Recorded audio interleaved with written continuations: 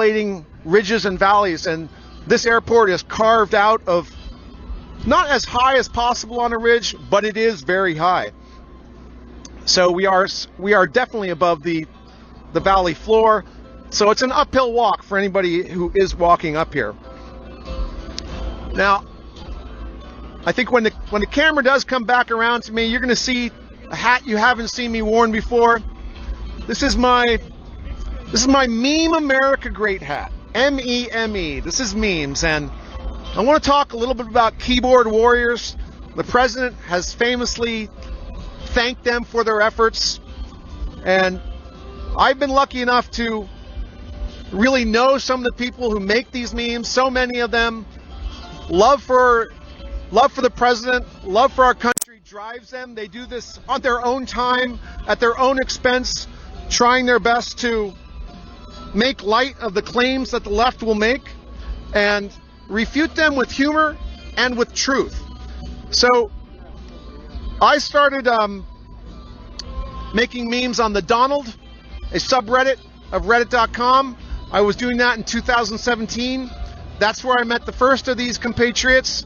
Mad Liberals was probably the first one I ever worked on a meme with. I'm going to name some of the people that I have worked with. Some of these people are now all independent, and some are on memeworld.com, some are still posting on the Donald.win, some are making just incredible content. And if you follow me on Twitter at brick_suit, that's brick suit with an underscore in the middle, after the rally tonight, I'll be posting a full rundown of something, basically everybody that I think you should follow. But I do want to mention some of the ones I've worked with the most and have made such a huge contribution. Everyone I mentioned has also helped other people. There's no way I can talk about them all, but briefly, Mad Liberals, definitely thanks to you. Carpe Donktum, banned. So powerful in his meme magic was that he was banned by Twitter. Soul Memes, the reigning queen of memes. Don't let your memes be dreams. The Wizard, Drafanzor, Something Wicked. You don't know, but he is such powerful content. It's amazing. He has helped us so much. Power Tie, with the most incredible animated meme I've ever seen of the president actually embracing the American flag. Thug Life, New Bleep, who could have been at the White House but didn't go. Mags from out in California, my meme brother, will be great. Him as well. Wintrell, down from San Diego. Posenot, another meme warrior who has been banned. The great John Ward, Trollosaurus, and Embrace More. There are so many other memers. I wish I could name them all, but there isn't time. So let's talk a little bit about the number one issue that people are calling out Joe Biden on. We'll take off the meme warriors hat. We'll go back to the new classic Make America Great Again hat with the 45 and the flag. And we're going to talk about the one of the issues that Joe Biden absolutely can't escape from, and that's fracking. Joe, during the campaign, talked about, he's definitely on the record about how he would ban fracking, how he would move America away from fracking as fast as possible. And famously, in the last debate, President Trump pinned him down. And President Trump has actually acknowledged that that was a very fair debate, that the moderator did a very good job and gave President Trump enough time to ask the question. And Joe Biden responded that he would end the oil economy. He would end it. And in Pennsylvania, that means a loss of an untold number of jobs, an untold amount of income. And for America, it means a loss of energy independence. And that is something we can't afford to give up. Having the ability to provide our own energy, to not have to import it, is what allows America to not have to defend the oil interests that exist overseas. We no longer have to have super carriers in the Persian Gulf, in the Straits of Hormuz, in harm's way from the risk of missile attacks from Iraq or other actors in that area.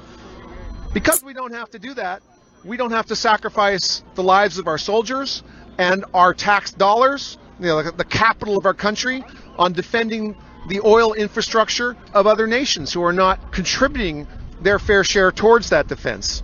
So killing fracking does more than just eliminating jobs. It puts America in a position where we now have to go overseas and risk the lives of our servicemen once again. And that is going to put us in a situation where wars are more likely, where international conflict is more likely. And now Joe, he switched. Basically, when he realized that position of giving away America's energy, well, they're showing some stuff on the board here. I don't believe, a little bit of Tucker here talking about Joe Biden. I'm not sure if the sound is quite loud enough that they can pick it up. Enforce it. Towns will be ordered to Jaden, are we picking up the sound from the video? So why don't I housing? We'll go ahead and watch the video for a bit, Needless to say, and then we come back. We'll pick up where I left off. Subsidized apartments will go up in the suburbs. We'll also build 1.5 million new energy-efficient homes and public housing units. Thankfully, Trump repealed this rule back in July. But now the left is backing an even more radical plan.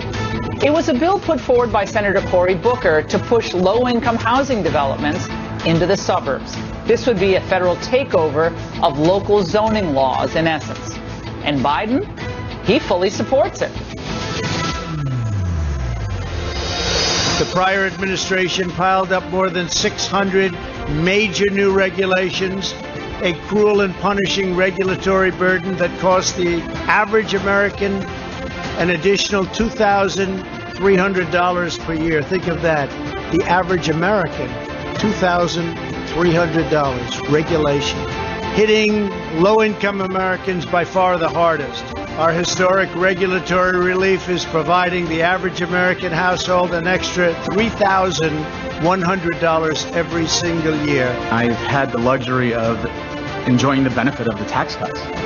The tax cuts allowed me to grow my businesses. I believe that if you take into account the Trump tax cut, you take into account the drop in unemployment, and particularly unemployment for African Americans, the lowest it's ever been in history. How's the economy right now?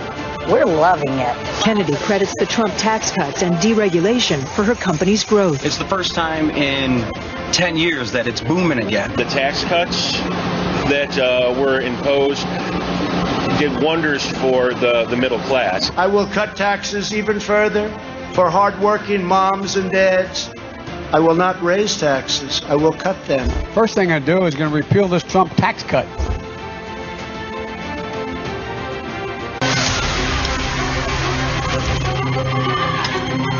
Do you believe there is systemic racism in law Obviously, we enforcement? have some programming on the Jumbotron. We're, of course, going to show you all of this programming that comes in during the rally when we actually break into it, because the president has been incorporating memes, but we're not sure how much longer we're going to have. We've had some speakers here. We don't know if there'll be any others, but possibly not. But we'll talk about what they're talking here.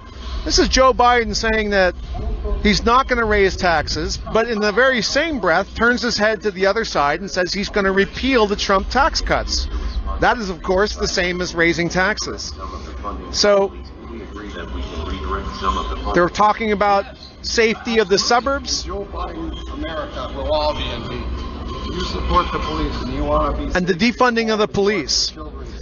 So these are all things, these are all issues that Joe Biden espouses. There are, of course, many others. We were talking about fracking and what a huge impact that has on the safety of America in terms of not having to put our forces at risk overseas. And, you know, I've been to about 15 rallies by myself. I've covered a few of these now for RSBN, and I can tell you one thing that I have noticed is that the love that we get from the crowd is incredible.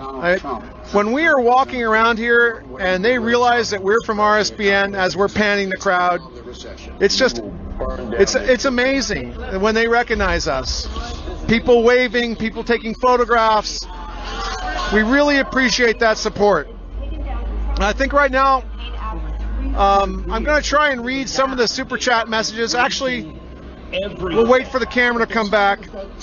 And the unemployment numbers for the month of June. That love for us is absolutely, I'm humbled by it. I do want to let you know about a new group. You know that there are many people who support President Trump, and I would be remiss if I were not to point out that in Scranton, the famous Dunder Mifflin for Trump coalition is now active. Dunder Mifflin, of course. Oh, yes, you know they support Trump. That would be a nice small business, and we can't give up. We can't let them fall by the wayside. I also personally want to thank, it's been a long journey for me. I'm going to keep this one short, but going from being a rally attendee to being up here has been incredible.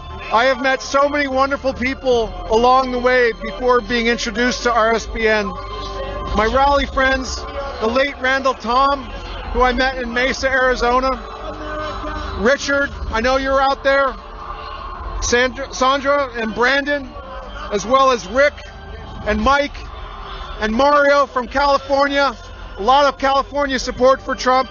Wonderful to meet everybody from there. Megan and Misty from Phoenix. Megan also from Las Vegas, along with Joe. Joe, Megan, and I were all up on stage together. And then, of course, another supporter I met in Bullhead City, Reagan. So thank you to all of you for just the friendship you have shown to me while we've been covering the Trump campaign and while we've been out there on the rally trail. It's been an amazing experience for the country as a whole to see so many people supporting the president in the way that they do. There's so much love out there for our president. It's really humbling. I think that, you know, I'm going to list some of the reasons that we should all support President Trump. But I think the most potent weapon we have right now is really our love for him, is really our love for our country and how he embodies that for us and how we rally to him. Because for so long the media has told us that we should be ashamed of America, that there are things that are fundamentally wrong with America. They might label it systemic racism. They may say you are racist just by the very nature of your ethnicity. By the very color of your skin, you might be categorically described as being racist. And that's wrong. We know that's not what America's about. Yes, America's made mistakes in the past, but we always move forward. We're always trying to make ourselves better, always trying to make America great. Long before that became a political slogan, that's just the way we do things in America. So we can't give in to that. We can't give in to that description that the media wants to tell us that there's something fundamentally wrong with America, that it's wrong to love your country, because it's not. There's absolutely nothing wrong with it. And in the next few hours, less than 48 hours before the election, starting tomorrow, this is a time to show that love. Tell people why you support the president. Tell people why you love our country. Help them get out to vote.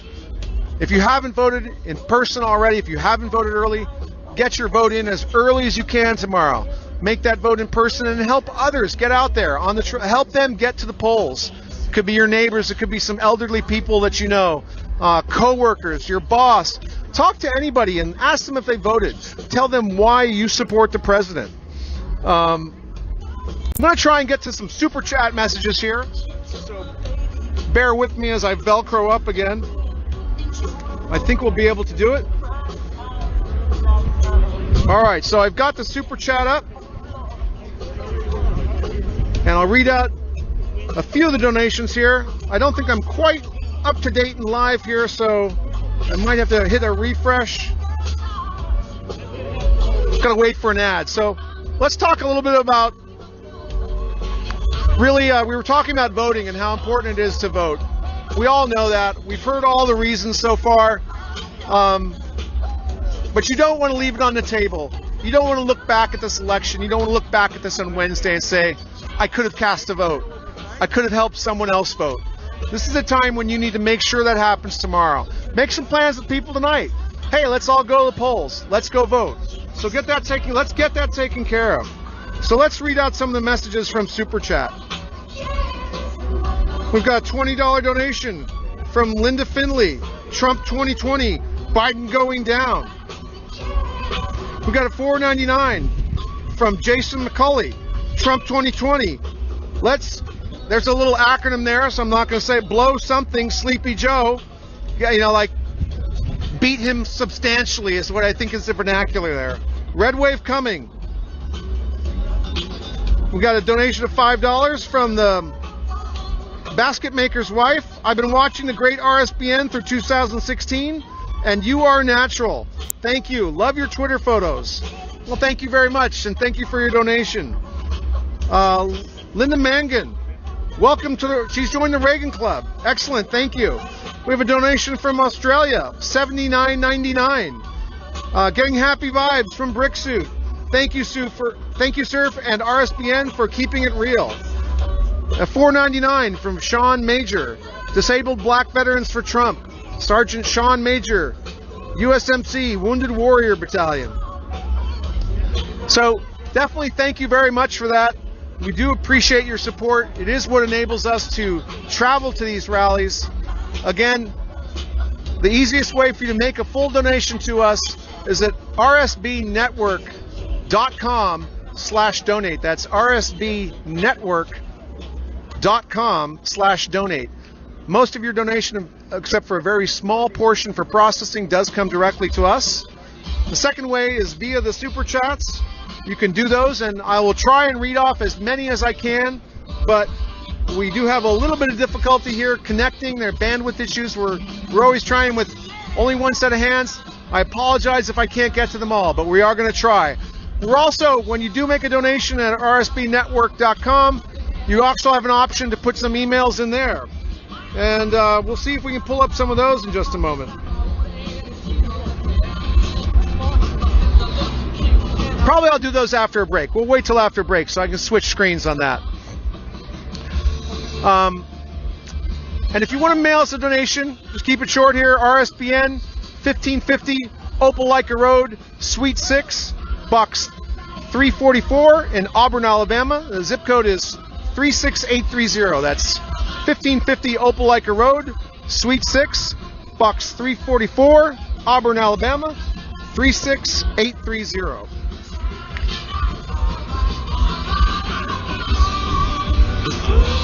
So while we're panning the crowd again, we'll tell you about our partner, iTarget, who is helping us bring this broadcast to you today.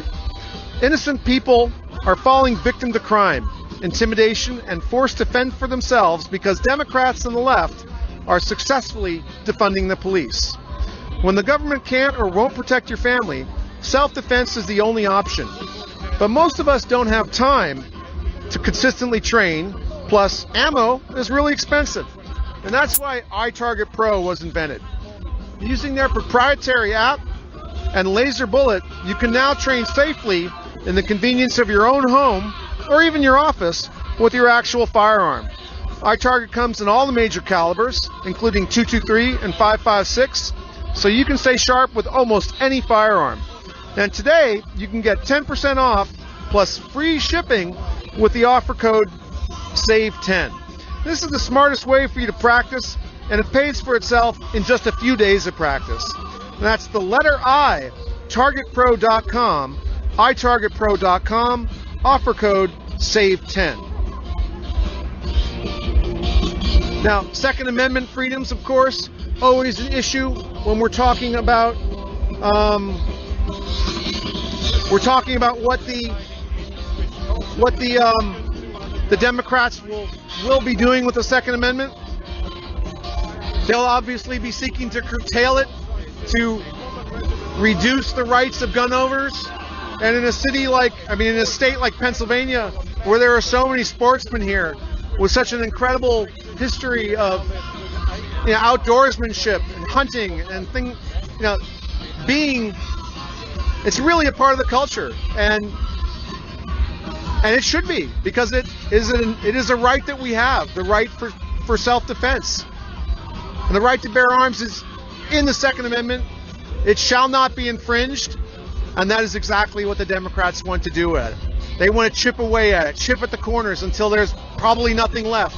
If they had their way, they'd probably make it so you could only have a clip for a rifle that holds 3 bullets. They have so many ridiculous ideas, and it's completely absurd what they're doing. And that's just one of the things that they will be doing should they get into office. Joe Biden, let's face it, he may be sick. We look at him and we don't know. Lately, he's been on the trail, on the campaign trail, trying to be as active as President Trump and not really doing too well. We can see now why they hid him in his basement for so long. He can barely get words together. We'll probably see that meme tonight of just in the last 2 days, how many words he's mispronounced, just completely bungled, just unfathomable what he's actually even trying to say. Do you really believe that Joe Biden could be president, that he could discharge the duties and to the best, the best of his ability, but that's not good enough. I don't believe he's qualified. I think Joe actually he should be retired.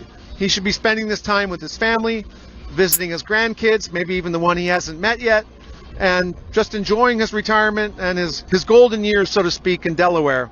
I don't believe he's the right man for our country, and I know there's lots of other people who feel the same way. We're getting some people to call. I just got somebody waving. I told you that there are people who are, waving, calling RSBN all the time. Checking to see if I got any email updates from people who donated. Let me read off some here from Tyler Marchand. This is $25 since Don Jr. will be in Vegas. I think this is maybe from yesterday. I'll read a few here.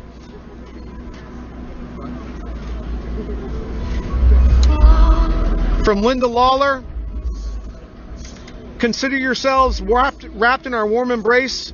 We understand the weather. Being from a tyrannical lockdown state, we appreciate your physical presence at President Trump's rallies. In spite of voter fraud and severe Trump peaceful protest limitations, we are turning Minnesota red. So this is someone from Minnesota sending a message. We stand with the president's supporters in all 50 states. Sending you love and warmth from Minnesota. God bless America. Warmth is definitely something we could use right now. Definitely something that we could use. So I'm going to turn around now and just describe the scene as I see it. We are, as we're looking from the camera towards the stage, that's approximately northeast. You can see the prevailing wind is coming here. The president will be landing here in the smaller Air Force One, I believe. We do see the rolling stairs. They're off to our right to help them debark. And that will be off to our right. So we will not have a very good shot today of Air Force One landing. The entire runway virtually is obscured, unless, of course, he lands coming from the east to west. So if he does come in that direction, we will see the plane approaching. Right now, we're looking at pretty much a straight crosswind on the runway. So when the wind is blowing straight across the runway, the pilot does have an option of which way to land. Since he's coming from Fayetteville, North Carolina, it's possible that he will be approaching us from the east, and the entire crowd would then be able to see Air Force One as it approaches. You can see the ramp up there. You can see some of the vehicles being staged. So this is about where the president will debark and then move over to the stage. So if he does approach from the east, we'll be able to see the plane coming we'll be able to get you a pretty good shot of it. Now, people here are it's cold. They've been here for a while. I'm chilly. And this is when the excitement really starts to build. You've gone through the suffering You've gone through the waiting. You're here to hear the president speak. You're here to hear his message and to convey that message to your friends, to let them know about it, to say you were here, to say that you saw your president as he was fighting for your country. He's fought so hard for us since the very first days he was in office. He's never stopped fighting for America. He's never stopped fighting for the forgotten men and women. And now is the time where we all need to fight back for him. We need to do our very best to get out there and vote, to get as many other people to get out there and vote, to make sure that we don't leave any votes behind, because everyone is going to be very important. We have no idea how to assess the impact of some of the unsolicited mail-in ballots that have been, the universal unsolicited ballots that have taken place in California. Mail-in ballots in this state, I believe can be received for up to 3 days after the election. They don't even necessarily have to have a verifiable signature on them. So that is definitely a problem. It's hard to know what that's going to be like. We need to make sure every person who supports our president casts a vote for our president. And even if you're in a state where the president will win handily, cast that vote. Cast that vote. And even if you're in a state where you think that the president doesn't have a chance of winning, let's take, for example, a state like California, which I've been watching you guys. I've been on the road, but I've seen you in Beverly Hills. I've seen your rallies. I've seen what you're doing. I wish I could be everywhere at once. I wish I could be there with you. California, swinging back towards red, turning purple. If the president doesn't carry it, let's at least close the gap. Every vote that we cast for President Trump in every state helps us close the gap in the popular vote. And we don't want to give the Democrat Party that leg to stand on, that President Trump won, but once again, he didn't win the electoral vote, so we have to do away with the Electoral College. That is absolutely a false line of reasoning, and we have to make sure that doesn't happen. President Trump has been talking about the choices we have between him and Joe Biden. Joe Biden wins, China wins. If Trump wins, America wins. And we know that Joe Biden can't stand up to China. China's been writing checks to him. China very well might own him. We don't really know the extent of everything that was discovered on Hunter Biden's laptop. I've been asking the question, where's Hunter? Nobody's answered. He hasn't been seen. We don't know the full extent of that. Significantly, the Biden campaign has denied any of the allegations made from the New York Post reporting on the story of Hunter Biden's laptop. Hasn't denied any of the testimony from Tony Bobulinski. Hasn't denied any of these allegations that Hunter Biden may have received funds from foreign governments. Joe has famously said that he hasn't received funds from foreign governments, and I believe Joe. Joe hasn't gotten those funds. He's had an intermediary bagman collect those monies for him, and that man was Hunter Biden. His own son was likely funneling funds from the Ukraine, famously from China, and who knows what other nations he was bringing home business deals from, paid for his expertise in energy by Burisma, of which he has none, for his knowledge of the Ukrainian people, of which he has none, for his ability to translate Ukrainian, of which he has no ability, and the equally same amount of ability he has for any business dealing he had in China. It seems that the Biden family real ability there was to leverage the power, leverage the influence of the vice presidency into foreign business holdings so that their family could benefit from those. That's all unfolding right now. It's all unfolding as we speak. The president has alluded to it in the rallies. He's talked about it in the rallies. We're going to be seeing probably something on the Jumbotron today about it. But it's a serious, serious issue. This isn't just like a minor one at all. And we need to consider that. We need to consider it. It's just something that you need to look into for yourself. It's very, very in-depth, and I can't go into all of it, but I can tell you it's a serious issue that should be addressed. Let's talk about President Trump and peace. Do you remember when he was campaigning in 2016 and everybody said that President Trump was going to get us in wars? The first one, of course, being with North Korea. Well, now here we are 4 years later, and none of that has transpired. President Trump has been the president of peace. He is the only president in the last 39 years who has not started a new war or joined a new international conflict. And that's why he's already been nominated for 3 Nobel Peace Prizes for 2021.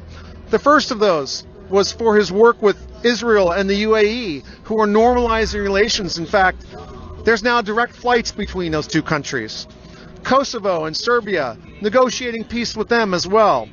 And then the third one that he was nominated for is the Trump Doctrine, which we talked a little bit already, which is basically we are not going to be interfering in the foreign affairs of other countries as much as we have in the past. And what allows us to not have to interfere is we have energy independence. And we're back to fracking.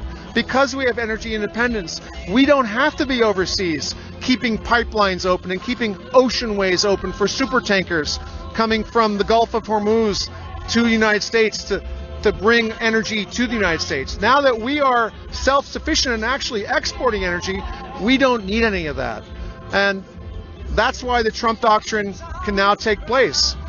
We're also making sure that NATO pays their fair share, which historically they have not been. I mean, NATO was really shirking their duties, some of the developed nations not putting as much into the defense of their own country as they should. So I'm going to turn around again. I don't believe I see much different.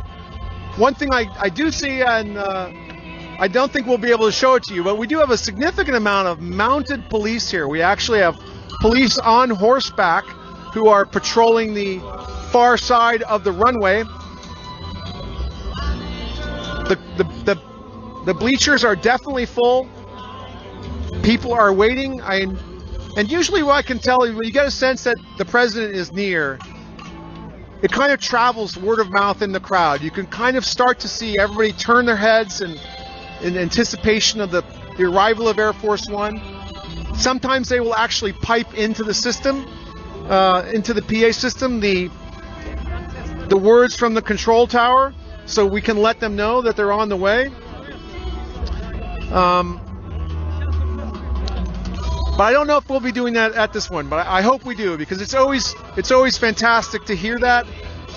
It's 38 degrees, it may snow, but even if you're bundled up tightly and warm, you'll still get goosebumps from that.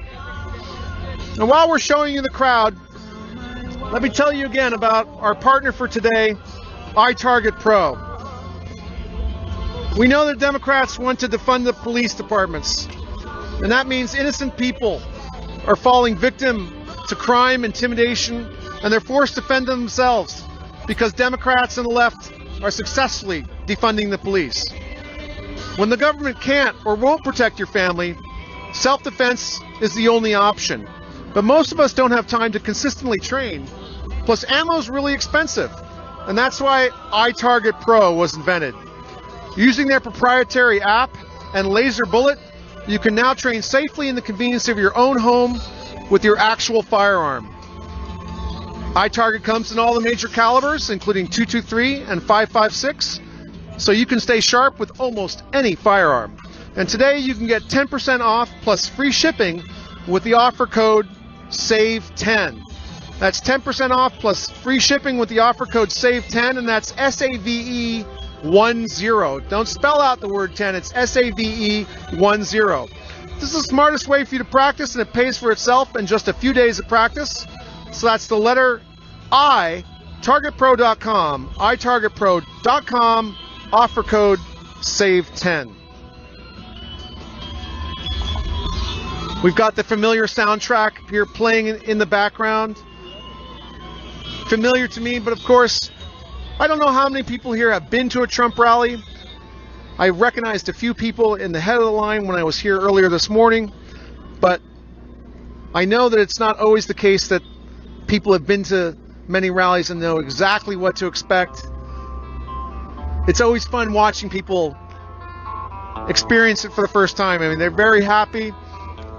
I remember it well. I mean, just the energy is, I don't know. This is the part where it's hard for me to describe, because I do get a little emotional about it. It matters to me. I care about it, and I know you too. I know all of you do also, or you would not be watching us here. You'd not be watching RSBN. You wouldn't be seeing all the coverage that we do. You wouldn't be going from rally to rally. So I think what I'm going to do now, in about a few minutes, I do want to take a short break. So I'm just going to try and alert the studio that we're going to take a short break here, probably about 3 minutes. We're going to turn off the mic, and we'll come back, and while we're doing that, we'll just pan the crowd for you for a little bit.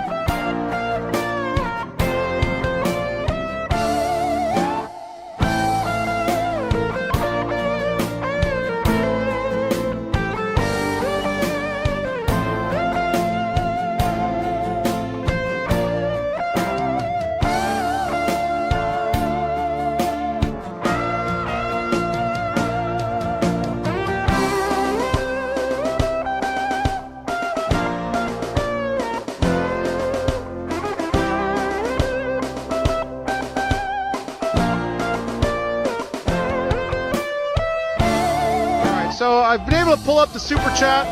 I'm going to try and read out some of these messages that you've been typing in at YouTube using the icon, using the dollar icon. From Jeremy, $20. Biden supports Antifa. If you go to Antifa.com, it brings you to Biden's campaign page. We do know that Biden supports Antifa. He famously never said anything else about them negative. From Meme Boy, $20. Or we got a memer sending us $20. I can read some of the chats that are coming through from Shamar Mitchell. These are the people in the comments with the fake pages. So alerting you in the chat that there's some fake pages going there. You know, take a look at that. I'm sure that our moderators, who always do a fabulous job, I'm sure that they're looking at that as well. Trying our best to make sure that those comments are somewhat curated for you, that we're keeping the obvious trolls out there and keeping that positive energy going. The sun is now, I think, clear from the last of the obstructions from the scissor lifts behind us. So from now on, I think we're not going to have any problems with differing shadow. The sun is going to be bright on me now. I might be a little too hot, as they say in the image, but I definitely don't feel hot. I'm looking down here. I'm going to tell you what I see as I look down the riser here. Let's take if we can, just down the riser. Look at the amount of media coverage we've got. I mean, it's hard to even count the cameras, but black Black is the predominant color. Black is definitely the predominant color. We've got Sky News Australia here. We've got international news. I know we have people from Portugal. We've got 2 networks from Australia on my left. Several international news organizations down here on my right side as I face the camera. And of course, in front of us, we have the networks. Now, the networks, the major networks, those are the ones who have the most resources. We're a smaller company. You know that. We are very much trying to do almost the impossible, and we have succeeded thanks to your help. We have covered all 14 rallies in the last 3 days. We have crossed the nation to bring you this type of coverage. People here that when we panned and we showed the media, they may go live for a spot or two, but they're not showing you the whole show. They're not showing you. They don't want you to see it. And the networks down here, the major networks, last night I was watching a rally from Miami. It was only on RSBN. I was watching the last 2 rallies of the night. It was only streaming on RSBN. Fox wasn't showing it. CNN wasn't showing it. NBC wasn't showing it. CBS wasn't showing it. None of the major networks were showing it. I think the second stream after us was a stream from England. So if you want to see this type of coverage, if you want to see that the message that President Trump is bringing you from across the country, really the only option you have is RSBN. And while some of the message may be the same in each location, it's not all the same. You know, he does ad-libs. You know that he talks about certain issues that are more prevalent. I mean, he'll talk more about fracking today in Pennsylvania than he will have talked about it in Miami. He'll talk more about the border wall in, say, a state like Texas than he will talk about it in Ohio. Now, of course, the border wall, let's talk about that for a moment. I haven't talked about it. I mean, I've sort of talked about it, but we haven't talked about it in person, so to speak. The border wall is an important issue for me. The thing that people somewhat mistake about it is that I think it's there for immigration purposes, and I don't. I support the border wall for 2 primary purposes. That's to stem the tide of illegal narcotics into our country and to help reduce the amount of human trafficking that comes across our southern border. For those 2 reasons alone, I believe that the border wall is worthwhile. Now, we all know that it won't be 100% effective, but it will greatly curtail those. And having border security is a huge part of what makes us able to function as a country. We need to be able to control who comes into America. And when you think about it, one of the fundamental rights of a country is to define who gets to stay there, who gets the right to be an American. The Democrats, on one hand, they want to convert it to open borders, where if you can make it across the border, if you can somehow get into the United States, you're here to stay. And guess what? They've got freebies for you. Free college, free health care, free housing, free money. They're just going to start showering you with all this free stuff. And where is the money for that coming from? In sanctuary cities, you make it there, you can't be deported. Where is the money for all of that coming? It's coming from the taxes that will be raised. It's coming from the repeal of the Trump tax cuts. Joe Biden thinks that he can raise the taxes on people who make $400,000 or more per year, and he thinks they're just going to take it. He thinks they're just going to say, oh, well, Joe Biden raised my taxes. I'm going to pay even more to support everybody else who's coming into the country, who's not from America. Those people are going to move. They're going to go somewhere else. Right now we're seeing people leaving the state of New York because the taxes are too high. I'm from California, and I can definitely tell you that businesses and people have left California because of the high taxes. You can only get away with that for so long. People are intelligent, and they have options. And if you raise the taxes on people making over $400,000 per year, they're going to go somewhere else where the taxes aren't as high. We can talk of how that even happened with American business. When American businesses were being taxed at over 30%, what did they do? Let's take a company like Apple, which many of you know should be an American company, right? Well, for years, their headquarters were in Ireland. They bought a company that was headquarters in Ireland, did what's called a reverse merger, like an inverse merger, and then Ireland became their corporate capital, and they kept all their money over there. When Trump came in office, one of the things he did was to reduce the tax rate for those businesses that had overseas capital so they could repatriate all that money back into America and start creating jobs and start doing research here on American soil instead of keeping all that capital locked up overseas. He dropped that tax rate to 15%, and that made it attractive for those businesses to keep their money in the United States, to fund job growth, to fund development. And that's so key. That was such one of the key things that supercharged the economy. The other is he did away with so many regulations. Did away with so many regulations that were stifling business, cut red tape, just removed more regulations than he had. I mean, I forget what the ratio was, but I think at some point it was, I believe, like 10 to 1, 15 to 1. For every 15 he cut, for every one that he started, for every one new regulation, they were cutting away at 15. And that's what got the economy going again. When Barack Obama left, he told us that 1.5% economic growth would be the norm. He said, Trump famously said, would have to have a magic wand to do anything different. But that's exactly what Donald Trump did in his first 3 years in office. The economy soared. Unemployment was at an all-time low across all sectors. Jobs in manufacturing were coming back to our shores. Personal income was rising. The stock market was doing well. Anyone with a 401k, which is a lot of people. I mean, Joe Biden have you believe that the people in Scranton don't have 401ks? Believe me, they do, and they own stocks, and they felt it just as much as everybody else. I mean, we were doing very well until we got that unwelcome present from China. And now, while that's impacted our economy because of the actions that President Trump took, our economy hasn't been as hurt as much as those countries that went into total shutdown. And that's why we're recovering. And in the last quarter, that's why we're recovering faster. And in the last quarter, we had a 33.1% increase in GDP, the highest rate of growth ever for a quarter.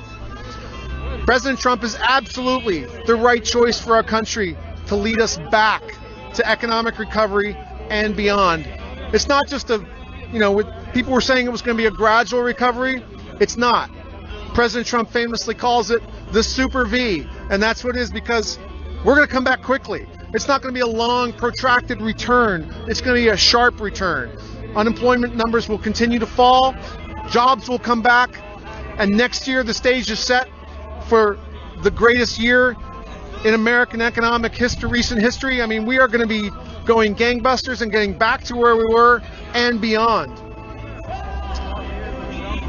I do see right now one thing I didn't see earlier before, and we're not going to try and catch it on the camera because we'd just be searching for it. We'll just let Jaden pan the crowd, but we do have a helicopter flying overhead right now. And typically, there is a surveillance helicopter that will appear in the airspace. There have been, before the rally is about to start, there have been no landings that I have seen. I don't know if the airport is right now actively receiving planes, but I would imagine by this time the airspace should be closed off. There would be an exclusion zone, and the president may be here shortly. People are continuing to look. They're looking towards the press here, trying to see if there's any hint of where the president may be coming from. And let's see, I've actually got the right hat on for this. I've got the RSBN Shows the Crowds hat. I just want to zoom in on this. This is why so many of you, this is really the reason the network came into being. The president noticed that no one was showing the crowds. And a gentleman named Joe Seals decided that he would start a network that would show the crowds. And that's why we're here at RSBN, showing you as much as we can of every rally from start to finish. When they're stacked up like this back to back, we don't get to show you the whole full 3 hours before, but I can guarantee you that if this was the only rally of the day, we absolutely would have done that. We would have had some interviews down on the ground. We would have been talking with the supporters who are here. We would have showed you people in line. When we only have an hour and a half between the end of one rally and the start of another, what we're going to do with that hour and a half is tell you a little bit about the issues, show as much of the crowd as we can, and then when the president begins to talk, you will see the entire rally uninterrupted. Now, I don't know if you can hear it at home, but the volume has been turned up. The volume is a little higher now. That could be a sign that the president is approaching. Behind me on the hangar, I can see, actually, as I'm looking at the hangar that's behind the stage, not actually behind the stage, but behind the cameras, so we're not going to pan to it, but I can see the Secret Service with the sniper detail up there. They are scanning the horizon right now. They've got some binoculars, so we may be getting closer. As the president gets closer to arrival, that type of activity typically picks up, and once in a while you can sort of get a sense of it, because you can see that you can see them coordinating, you can see them communicating, and you can see the direction they're looking in and try and take a guess about, yes, the president is close. Now, we talked about Biden and his plans for American workers. In particular, he's put a knife into the back of Pennsylvania workers. In his support for NAFTA, in his support for China entering the World Trade Organization, in his support of normalizing business relations with China, he helped set the stage by which China was able to siphon jobs away from America onto the Chinese mainland. And that's because their people doing the labor there were making pennies an hour. Famously, I mean, just incredible amounts of suffering that those workers go through, horrible working conditions, horrible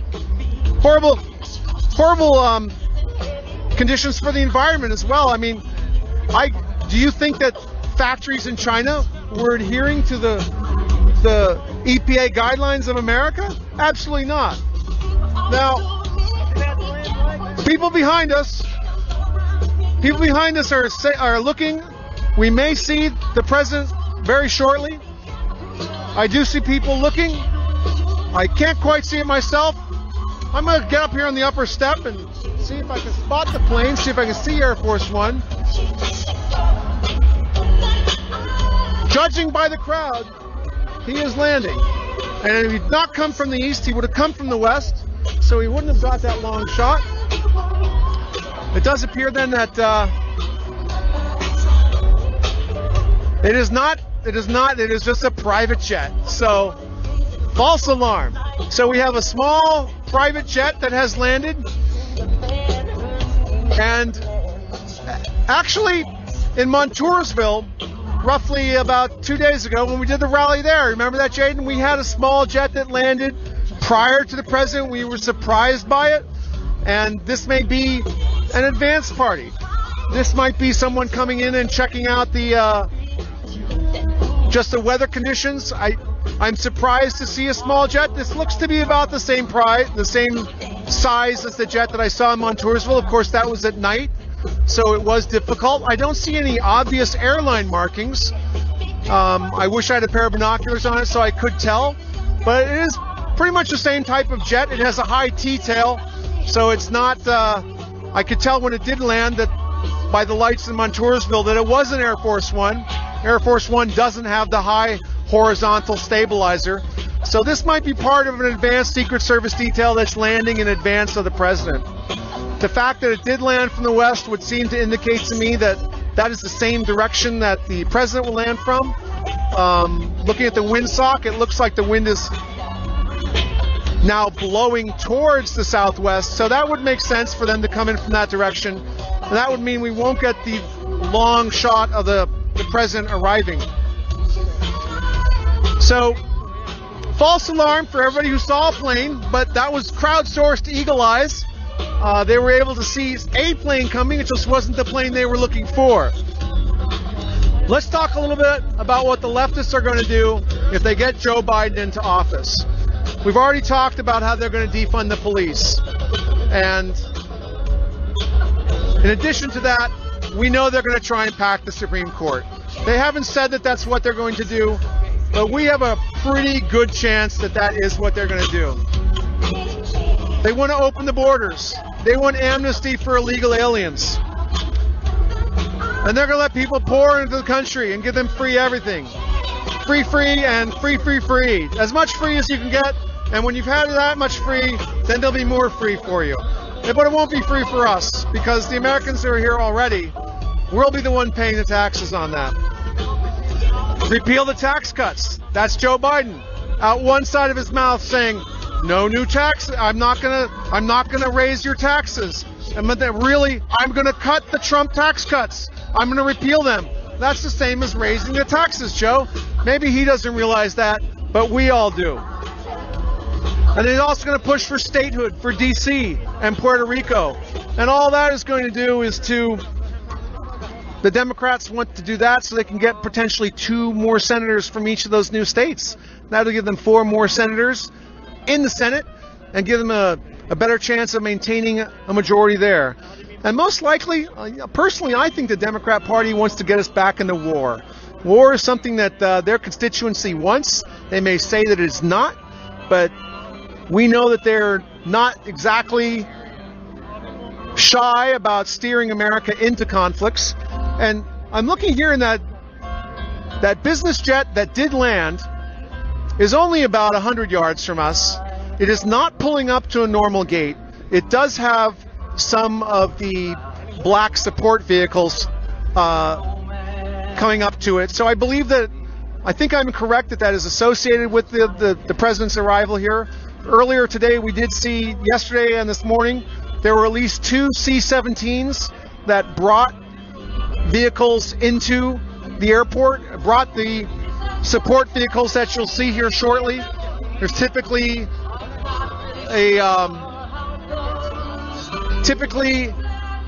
an ambulance, two vehicles to transport the president. Sometimes those are the full-fledged beast limos. Sometimes they are just upgraded SUVs, and a couple other support vehicles that have all sorts of technical functions that I'm not really sure about, but yeah, I think they're pretty much geared towards defending the president. There's one of them over there by I'm actually panning over, you might be able to see it with the dome on top. A lot of communication antennas, making sure everything's going correctly there. So I'm going to try and do something here. I think my phone has, there we go, I got it back. I didn't use the phone for so long, now that I had to take the glove off so I could get the fingerprint scanner. It doesn't recognize me. Well, I'm not wearing a mask, but the face scanner might have worked.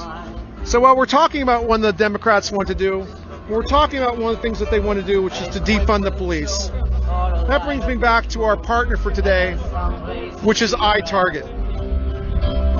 Now, we know they're defunding police departments, and that's having an impact across America. Innocent people are falling victim to crime, intimidation, and are being forced to fend for themselves because Democrats and the left are successfully defunding the police. When the government can't or won't protect your family, self-defense is the only option. But most of us don't have time to consistently train, plus ammo is really expensive. And that's why iTarget Pro was invented. Using their proprietary app and laser bullet, you can now train safely in the convenience of your own home with your actual firearm. iTarget comes in all the major calibers, including .223 and .556, so you can stay sharp with almost any firearm. And today, you can get 10% off plus free shipping with the offer code SAVE10. And now that's the offer code SAVE10, SAVE10, not the word 10. This is the smartest way for you to practice, and it pays for itself in just a few days. So that's the letter I, targetpro.com, itargetpro.com, offer code SAVE10.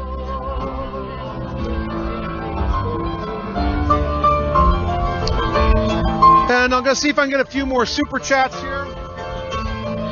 The chat is really flying now, so I can tell we've got plenty of people who are making donations. Again, I wish I could read them all. I see 86,000 people are online right now, according to the refresh I have on my screen. Please, at this point, with the president getting ready to take the podium very shortly, share the stream. Send it out to your friends. Let them know that the president is about to speak, and let's get this message out there. Okay, from Brian White, $10 donation. Attention, Oh, he basically wants everybody to smash the like button. He's just saying, smash the like button and subscribe to RSBN. Now, one thing I hadn't foreseen is the effect of the sun here. It is about as difficult as it could be to actually operate these right now and read them. Barbara Wrightington, $5. Like this page.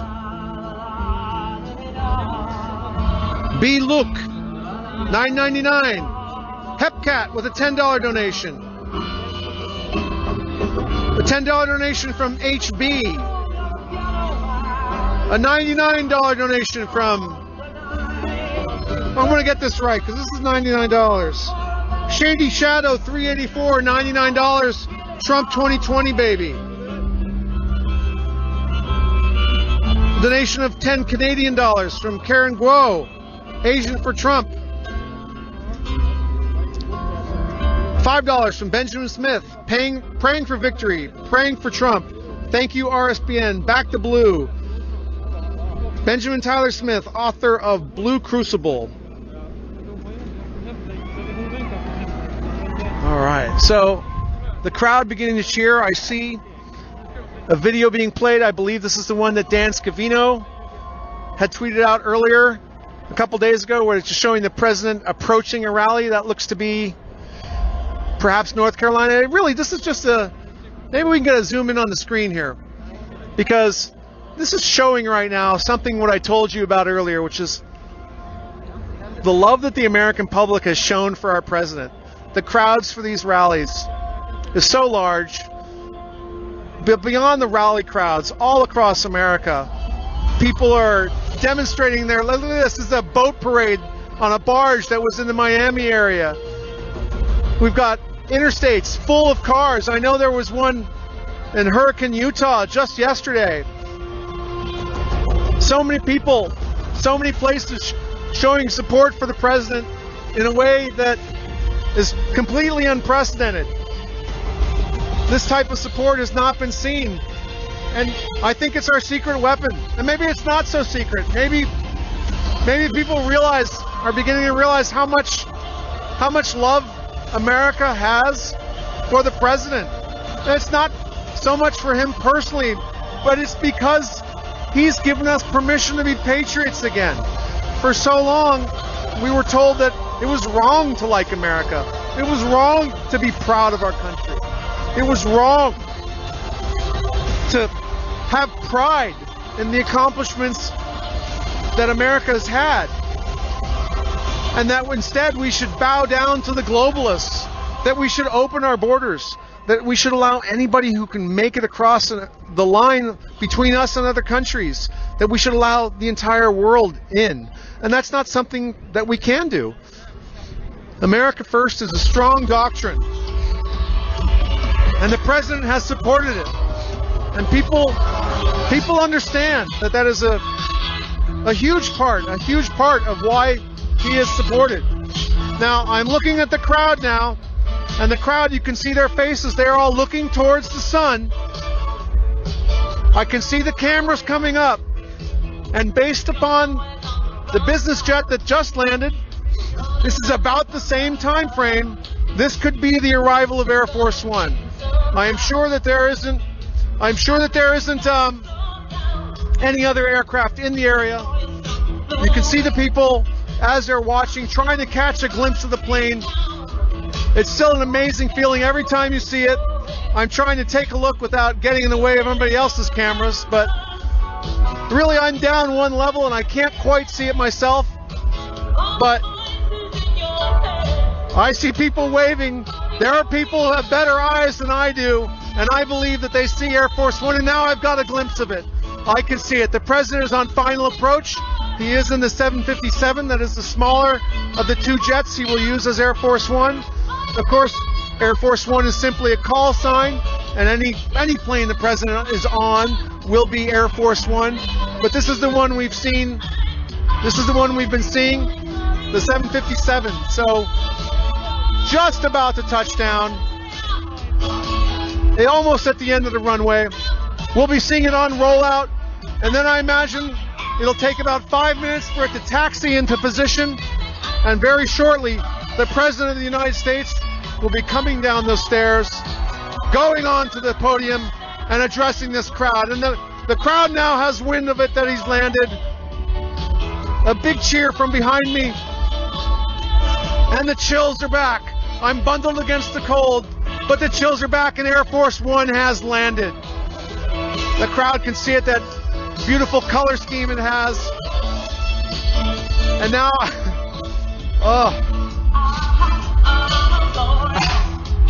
this is the tough part for me. I can tell you, I've been to many of these rallies. This part never gets old. This is the last rally I'll be at of this campaign season.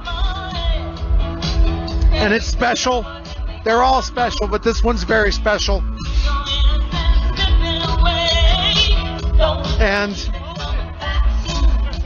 I can't wait for the celebration rallies later. They're gonna be there.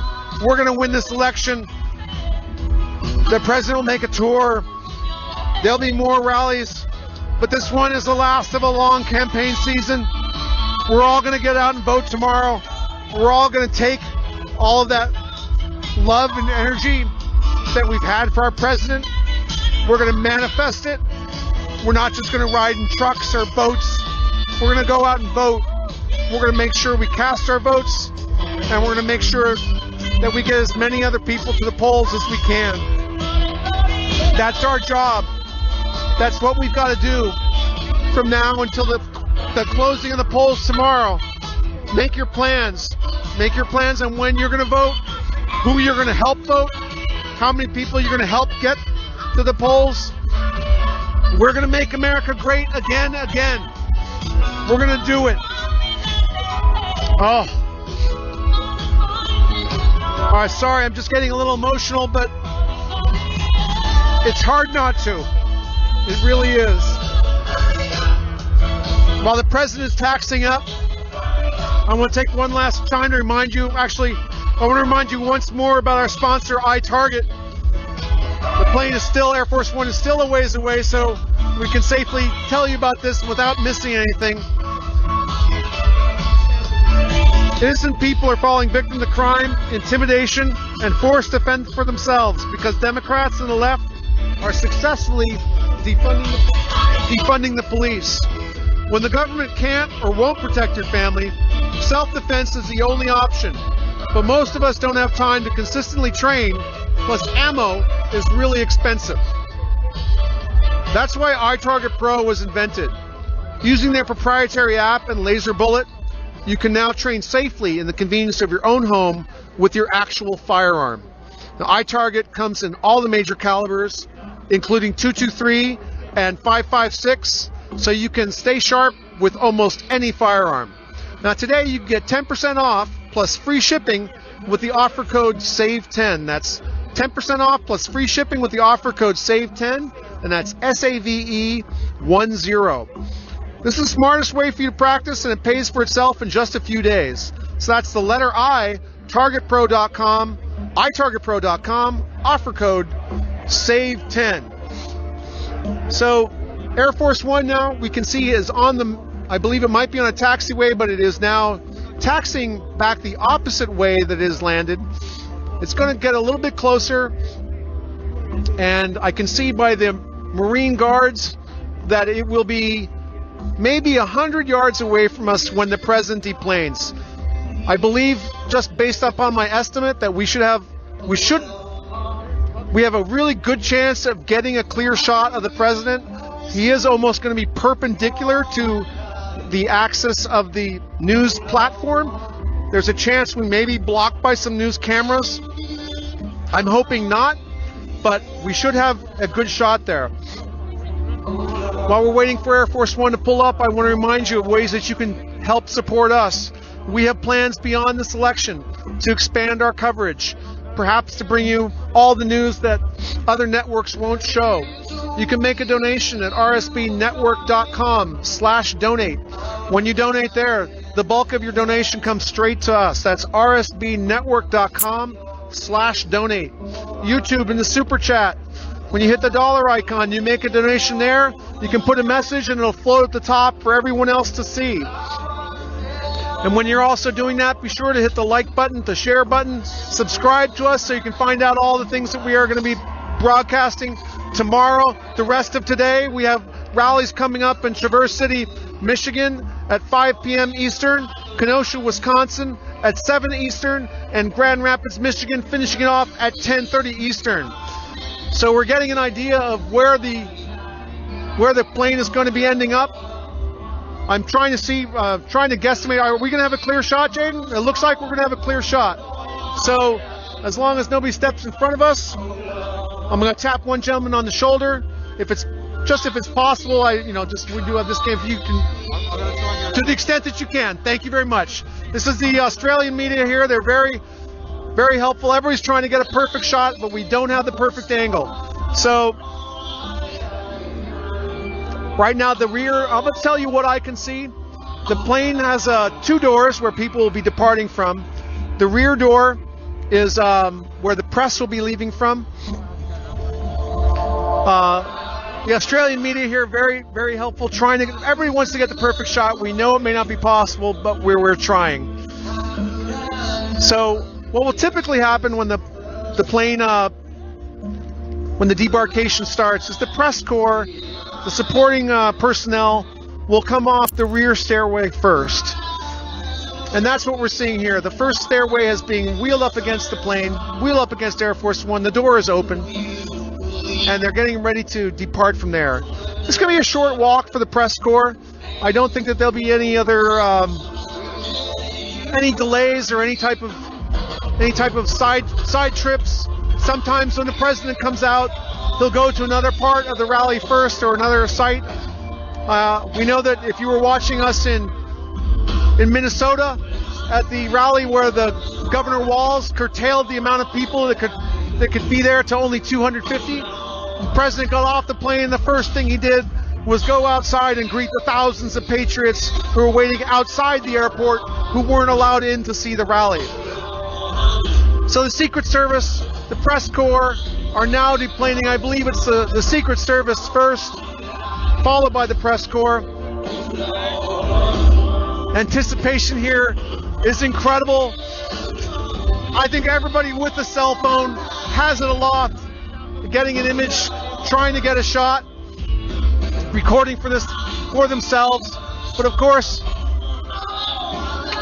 it's equally incredible to just record it the old-fashioned way, to look at it, to remember it, to burn it into your memory about what it's like to see the President of the United States crossing America, visiting so many states and delivering his message to the voters.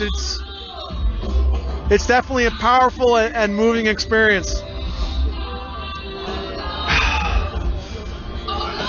Now they're backing up the, I don't know if we can see on camera, but I hope we can. They're backing up the limos. They'll flank the stairs on either side.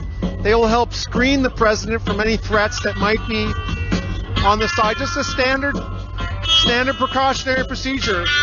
Very shortly, we will see the president debark from those steps, walk down to the tarmac. By watching the heads of the Secret Service, I can tell the approximate path he's going to take. We will not really be able to see them. He will be probably fairly low. Possibly we'll be able to see he's a tall guy, we know that. We might be able to see a little bit of him as he's walking back there. But for the most part, he will be hidden by the crowds as he's walking towards the stage. You can see the flags on the limousines there. The wind is still stiff. I don't know what it's blowing now, but the forecast was 15 to 30 miles an hour. It's been pretty consistent, and I would say it's certainly that right now. Snow was in the forecast, but we haven't seen any of it since set it this morning. So it's going to be sunny skies for this rally. Sunny but cold, but we're ready for it. Now when they announce the president, which will be very shortly, I will of course stop talking. I'll put the mic down. We'll turn it off. and you will hear everything the president has to say. You will hear the crowd cheering for him. You'll hear his entire address, and I won't be coming back on until after he finishes his YMCA dance-off.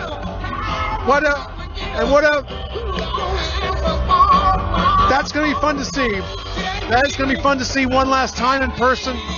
Be watching at the rallies later tonight. I imagine many of you will be watching it on those rallies as well. Again, the secret weapon we have in the next few hours, shortly over a day, is the love for our country. We need to put that love into action, to get out there and to vote, and to make sure that we help others vote, to make sure we help them get to the polls, to make sure we help them support our president, to support our country, to help him make America great again. You know that he's been a fighter for us from day one. You know that he's done everything in his power to advance the American cause, that he has not sold us out to the globalists, that he has not taken money from large corporations like Joe Biden has. Joe Biden has told you that this is Park Avenue against Scranton, that somehow it's Wall Street versus the regular people, and it's not. Joe Biden is the one taking large corporate donations. Joe Biden is the one accepting cash from Wall Street. And Joe Biden, he may be the one accepting cash from China and the Ukraine. Not directly, of course, but through the intermediary of his son Hunter. President Trump on the other side, he can't be bought. He never accepted those donations. He didn't want the strings that came with them. He's here for us. He's been fighting for us. We're to continue to fight for him. His love for country is evident. He's done everything in his power to help America, to help our veterans, to help our police, to help everyday citizens, to help, even in the economy. People say he didn't pay attention to minorities, but we know that minority unemployment was at all-time lows. The contributions to historically black universities were at record levels under President Trump. He's got the Platinum Plan to help out with black American businesses and recovery after the election. So many things this president has done. He's done well for all Americans. And he doesn't do it because he wants to cater to any one ethnicity. He wants to do it because we're all Americans. And in a CBS interview, when he was asked to describe his supporters by Leslie Stahl, he said, "Sure, I can do it. It's people who love America. That's who his supporters are. It's not an ethnic group. It's not a political group. It's not an ideology. It's not a gender. It's none of that. It's none of the sectors of identity politics that the Democrats and the left would be throwing at you. It's not a coalition based upon separates coming together. It's not isolating segments of the population and then putting them together as a political party like the Democrats do. The common thread of all of President Trump's supporters is that they love America. And there are people, I know you're out there, if you're a libertarian, if you're in the Green Party, and even people in the Democrat Party, there are many of you who love America too. If you're a Democrat and you've been left behind, ladies and gentlemen, join us for President Trump. 45th President of the United States of America, President Donald J. Trump. And I'm proud to be an American, where at least I know I'm free. And I won't forget the men who died, who gave that right to me. And I'd gladly stand up next to you and defend her still today. 'Cause there ain't no doubt I love this land. God bless the USA.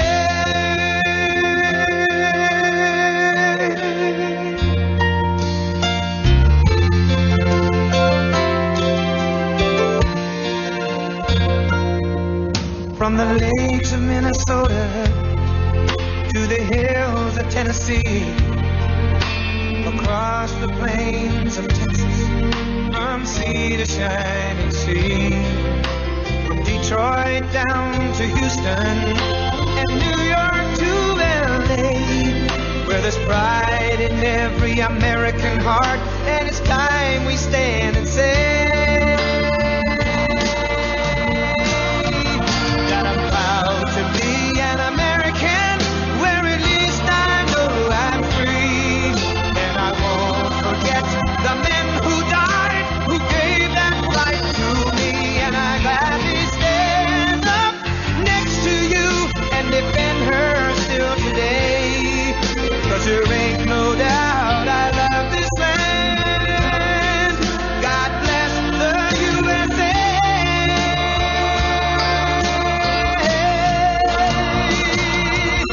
And I'm proud to be an American, where at least I know I'm free, and I won't forget the men who died, who gave that right to me, and I gladly stand up next to you and defend her still today, 'cause there ain't no doubt I love this land. God bless the USA.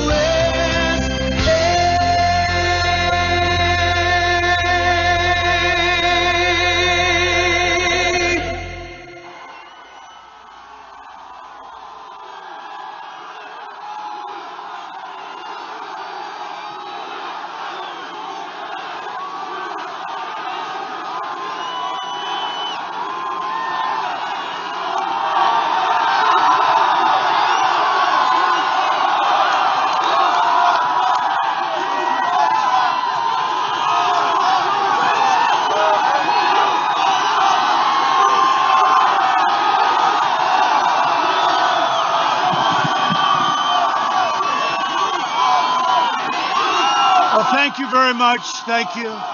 Thank you very much. Thank you. This does not look like a second place finish.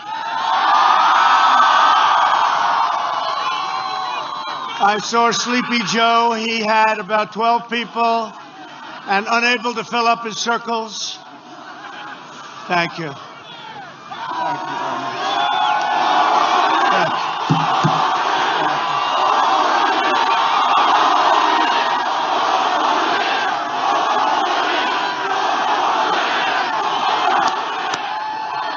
Thank you. Thank you very much.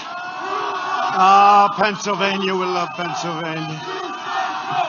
Thank you.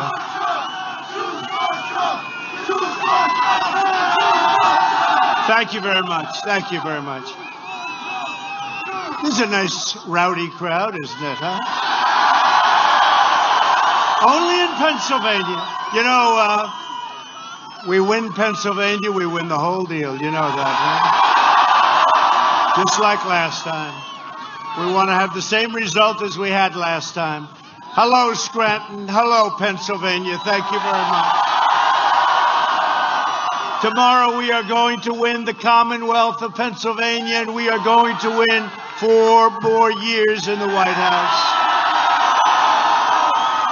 With your vote, we will continue to cut your taxes, cut regulations, support our great police, support our magnificent military, protect your Second Amendment, defend religious liberty, and ensure more products are proudly stamped with that beautiful phrase, made in the USA, right? More and more.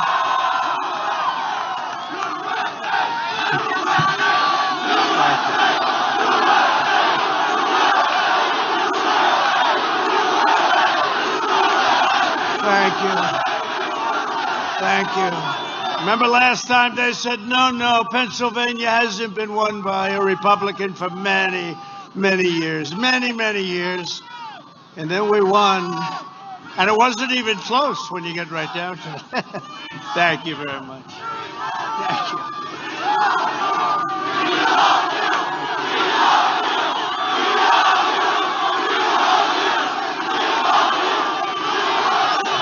That's really nice. Don't make me cry. I'll cry with that whole thing. I'll cry. And then they'll have it on. They'll say the president broke down and cried in front of his fans. I don't know. Hey, maybe that would lift you up, right? You pick up 10 points for crying. I say, I still don't want to do it. Thank you very much. No, it's really nice.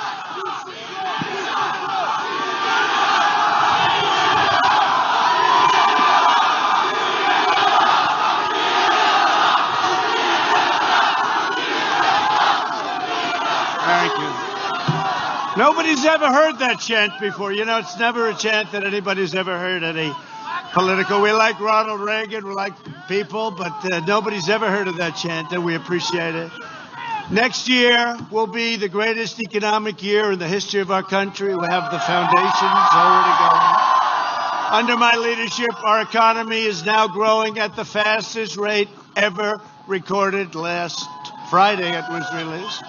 33.1%, the fastest. We created a record 11.4 million jobs in the last 5 months. While foreign nations are in a free fall, and you see what's happening all over the world, we are creating an economic powerhouse unrivaled anywhere in the world. We went down less, and we've gone up much more. Nobody close. A recent Gallup poll found that 56% of Americans say they are better off today than they were 4 years ago.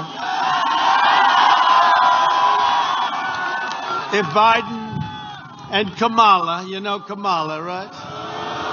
Kamala.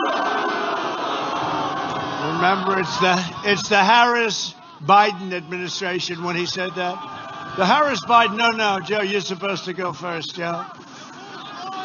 But Harris and the radical left, and she is radical left. She's farther, I guess you could say Bernie is a conservative by comparison, right? Now she's the most far left. The radical left gain power. They will collapse our economy and send Pennsylvania into a steep depression. Don't worry about it. It's not going to happen. I don't think it's going to happen. It's not going to happen. We're going to win. We've got some big surprises. Oh, look at all of the fake news. Look at all of the fake news.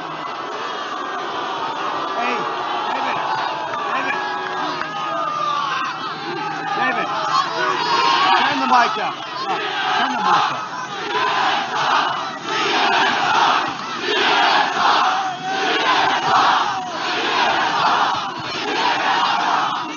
Biden will raise your taxes $4 trillion, massively increasing your regulations. They're going to increase your regulations, maybe more important than the tax cuts. We gave the biggest tax cut in the history of our country, and maybe more importantly, we did regulation cuts, which were also the biggest in the history of our country, whether it be 4 years, 8 years, or in one case more. Shut down your economy, close down manufacturing, send your jobs overseas, destroy our suburbs, and he will destroy our suburbs. So I say to the women of the suburbs, love me, women of the suburbs, love me. I terminated the regulation. Dissolve your borders, terminate religious liberty, outlaw private health care. 180 million people, outlaw. They're going to have socialized medicine. That's what they're going to have. Somehow I don't see Pennsylvania liking that too much. Confiscate your guns, Second Amendment, in big trouble. And indoctrinate your children with anti-American lies. I just signed an executive order to teach our students pro-American values. Biden has vowed to abolish, extinguish, and eradicate American oil, all fracking and natural gas. And, you know, I say this because we'll give it an extra little time. This is Pennsylvania. This is a state that's a wonderful state. I went to school here. I went to college here. And I'll tell you what, and I know it well, a big part of your livelihood, your money, your income, your low taxes is fracking. He spent over a year saying he will not allow fracking. The first time he came into Pennsylvania as the nominee, which was a shock to everybody. Everybody. All Elizabeth Pocahontas Warren had to do is leave 2 days early, and it would have been Crazy Bernie instead of Sleepy Joe. I would have had a crazy guy instead of a sleepy guy. But he came in, and after going for 1 year, and she forgot it, she still can't say it. She can't say it. But he said, no, we will ban fracking. We will ban fracking. That's what he said many, many times. Once he got the nomination, he came to Pennsylvania. They said, you're going to have to do something because you have 1 million jobs, and it's a massive part of your wealth. So he walked in, and he went from, we will ban fracking, to, of course we can have fracking. What's the problem? Just remember this. It's always, yeah, that's right. He said, play the video. You know, I might not have that one in the video today. But, you know, he immediately changed, and the fake news, where is Hunter? Where's Hunter? Hunter's in a foreign country taking in 25 million today. He's at a country that his father just left, picking up about 25 million. No, that's total corruption. But he went out, and he started talking about fracking, and he said, we will absolutely allow you, but not on government land, not on government. And the press never held him accountable, and they never held him accountable for all of the corruption that he's a part of. Biden's plan to ban fracking is an economic death sentence for Pennsylvania. Biden's energy shutdown will wipe out your jobs, decimate your towns, eliminate your factories, and send your state into a nightmare of crippling poverty. You've been there. You had the best 3 years that you've ever had under President Trump. The best 3 years. The best 3 years. And next year will be the best of all. Watch. You see it happening. If you look at housing starts, you look at automobile manufacturing, you're going to have your best year next year, unless somebody decides to come along and quadruple your taxes. Then you're going downhill, which is what he's going to do. A vote for Biden is a vote to ban fracking, outlaw mining, explode energy costs, and totally destroy Pennsylvania. You know that, right? It's going to destroy Pennsylvania. And it can happen. It can happen very fast. You take a look at a country. Take a look at Venezuela. Same ideology. And this was unbelievably wealthy, rich country, one of the richest countries. And now they don't have water. They don't have food. They don't have medicine. It's a very sad situation. It can happen here, just much, much bigger. But it can happen here with these maniacs. And, it's one of those things. Joe Biden is a globalist who spent 47 years outsourcing your jobs, opening your borders, and sacrificing American blood and treasure on ridiculous, endless foreign wars. Most of you have never even heard of some of these countries. He shuttered your steel mills. I got them open. I tariffed, very nicely tariffed, dumped steel. They were dumping steel. China was dumping steel all over the place. You asked the heads of your steel companies. You wouldn't have any steel companies right now. Annihilated your coal jobs and supported every disastrous trade deal for a half a century. He was a cheerleader of NAFTA, which was one of the worst trade deals ever made. We have a very good one now. Thank you. And China's entry into the World Trade Organization, which lifted China into a great power, great economic power, except they were going to catch us. For 10 years, if you study, China was going to catch us in 2019. Guess what? We were going so far ahead. And frankly, if you have somebody smart, real smart in this position, they'll never catch you. They will never, ever catch you. But if you study the history, you'll see 10 years ago, 2019, they will catch, and they would have. If I didn't come along, they would have caught you. They would have caught you. And then we had the plague. We built the greatest economy in history. And then we had the plague come in from China, came in. We closed it down. We saved 2 million lives. We saved 2 million lives, and nobody gets it. The projection was 2.2 million modeled out. We saved 2 million lives. We understand the disease, and now we opened it up. And by the way, Pennsylvania, get your state open. Get it open. Terrible. Terrible. Your governor has to open your state, Pennsylvania. Has to open your state.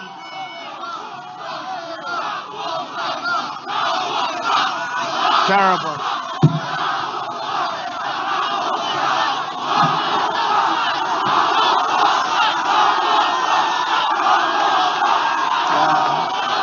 Get it open. Get it open, Governor. Get it open and count the votes honestly, Governor. Count them honestly. There was a very good pollster last night, actually a good one. He has us winning everything, but he was on last night. How's he going to do in Pennsylvania? He was on a show called Sean Hannity. Have you ever heard of it? No, they said, how's he going to do in Pennsylvania? He's going to win Pennsylvania except for the cheating. We figure we have to leave 5% for the cheating that takes care. Can you believe it? For the cheating that takes place in Pennsylvania. And the guy meant it, a very great pollster, but he predicted we'd win the whole election. But the question was, what about Pennsylvania? He said, well, you have to leave 5% for the cheating. And when the Supreme Court gave you an extension, they made a very dangerous situation, and I mean dangerous, physically dangerous, and they made it a very, very bad, they did a very bad thing for this state. They did a very bad thing for this nation. You have to have a date. You can't extend dates. The danger that could be caused by that extension, and especially when you know what goes on in Philadelphia, and it's been going on for years. So, Governor, open up your state, and please don't cheat, Governor. Please don't cheat. Because we're all watching.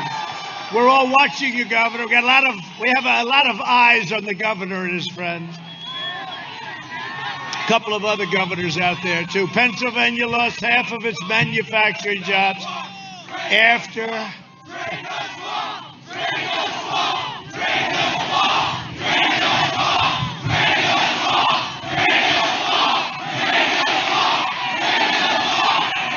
Thank you. So Pennsylvania lost half of your manufacturing jobs. Think of it. Joe Biden is a corrupt politician who sold out to Pennsylvania, to China, and also sold out for personal gain and family gain. And where's Hunter? Is Hunter in the crowd? Where's Hunter? In 2016, Pennsylvania voted to fire this corrupt political establishment, and you elected an outsider as your president who is finally putting America first. And if I don't sound like a typical Washington politician, it's because I'm not a politician. Probably why I'm here.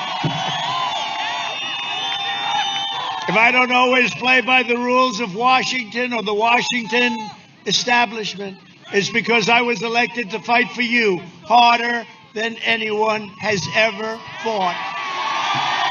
I will tell you that. Now think of everything we've been through. Look, from before I came to office, wait a minute, we'll do that in a second. Boy, you are an enthusiastic bunch.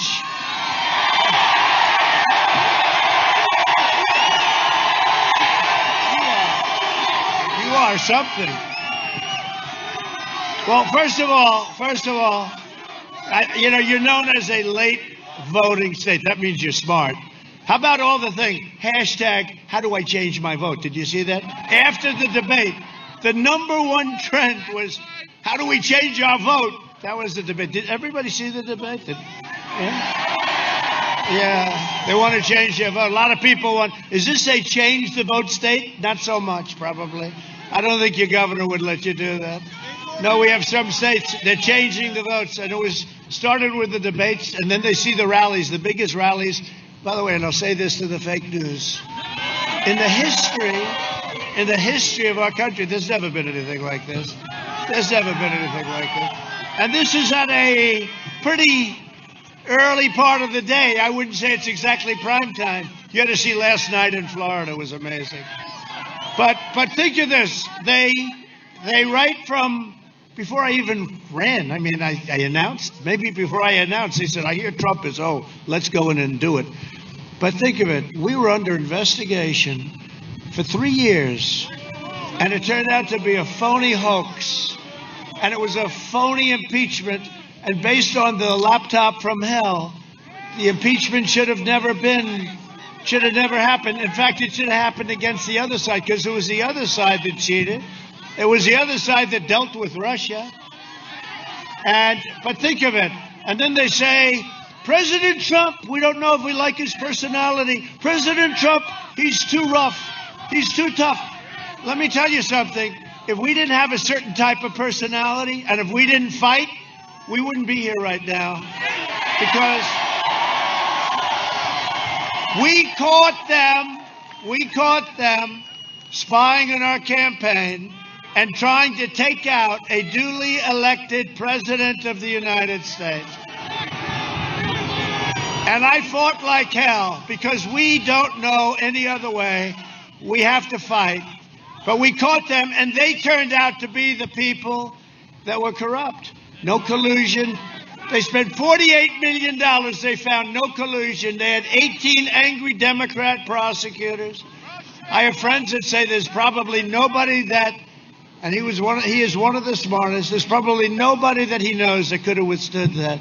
So we had 18 angry, crooked Democrats. You had Bob Mueller that didn't have a clue. You had all of this stuff. Think of it. We went through that for 2.5, 3 years, and then they say, oh, we don't like the way he acted. We were under siege illegally. They committed treason. They tried to take out a duly elected president, and we caught them. And then they say, I see it today. Then they say, oh, wouldn't it be nice?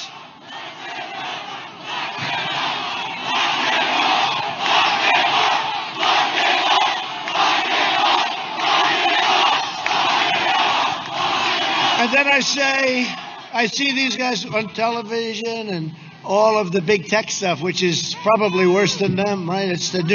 They're the new boss in town, right? Not the media. They just shut up the big tech. And, we gave the power to the big tech, right? But now I say it, I look at it, and I say, gee, they're saying tough administration, chaos. They created the chaos. All we did was fight back, and we fought back well, and we caught them, and they're all caught. And now let's see what happens, okay? Let's see what happens.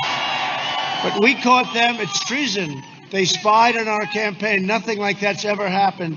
That's a bigger event. I would rate Biden second. His family and him took millions and millions and millions of dollars from countries that he deals with. He became vice president. He had a son that didn't have a job. He got thrown out of the military. And he went years with no job. And then he signs with Burisma for $183,000 a month. And then he wanted $3 million upfront payment. What's your experience? What do you know about energy? I don't know anything about energy. Oh, that's okay. We'll put you on the board anyway. And then he gets $3.5 million from the mayor of Moscow's wife. $3.5 million. Oh, gee, Hunter, what did you do?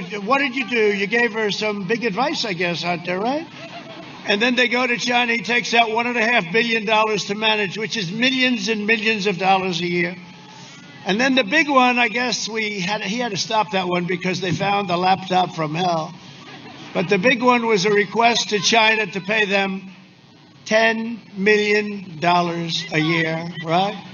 For recommendation services, for no services. It's a payoff. Hey, you know what it is? It's a payoff. And the big guy gets 10%. The big guy gets 10%. He's not a big guy, bum. He's not a big guy. He's a little guy. The big guy gets 10%, and there was another one where the big guy gets 50%, right? But he wanted $10 million a year. And the tech and the media will not wait. The media will not. This is actually a very big moment in the history of our country, because we have freedom of the press, but we don't. We have suppression by the press. It's suppression. And if anybody even mentions that story, you don't see that story in the New York Times. You don't see. That is the second biggest scandal in the history of our country. First is that they spied on my campaign. That's the biggest scandal. That's the biggest scandal. And they've got everybody scared. But you have a president that wasn't scared. You have a president that wasn't scared. They said, oh, and I see it. I see it with Twitter trending. I know what trending is better than anybody in the world. I've been trending my whole life. From the day I was born, I've been trending. I know trending, but they take a story, they make it worse. Boring story, boring stuff. They'll take something and they'll say, #1 trending, Trump this, #1 trend. It's not trending. What trends is stuff that you don't want to talk about right now. Not having to do with me either, by the way. Not having to do with me. Look, what we have and what's happened, and you've seen it all over the last 2 weeks, is a horrible, horrible thing. The media is fake and corrupt. Big tech controls the media, and they control the politicians. And you know what? You have a president that's willing to say it, and it's a very, very big event. And let's say, and I'll tell you what, I give Tucker Carlson, and I give Sean Hannity, and I give Laura, I give all the people that are willing to talk about it.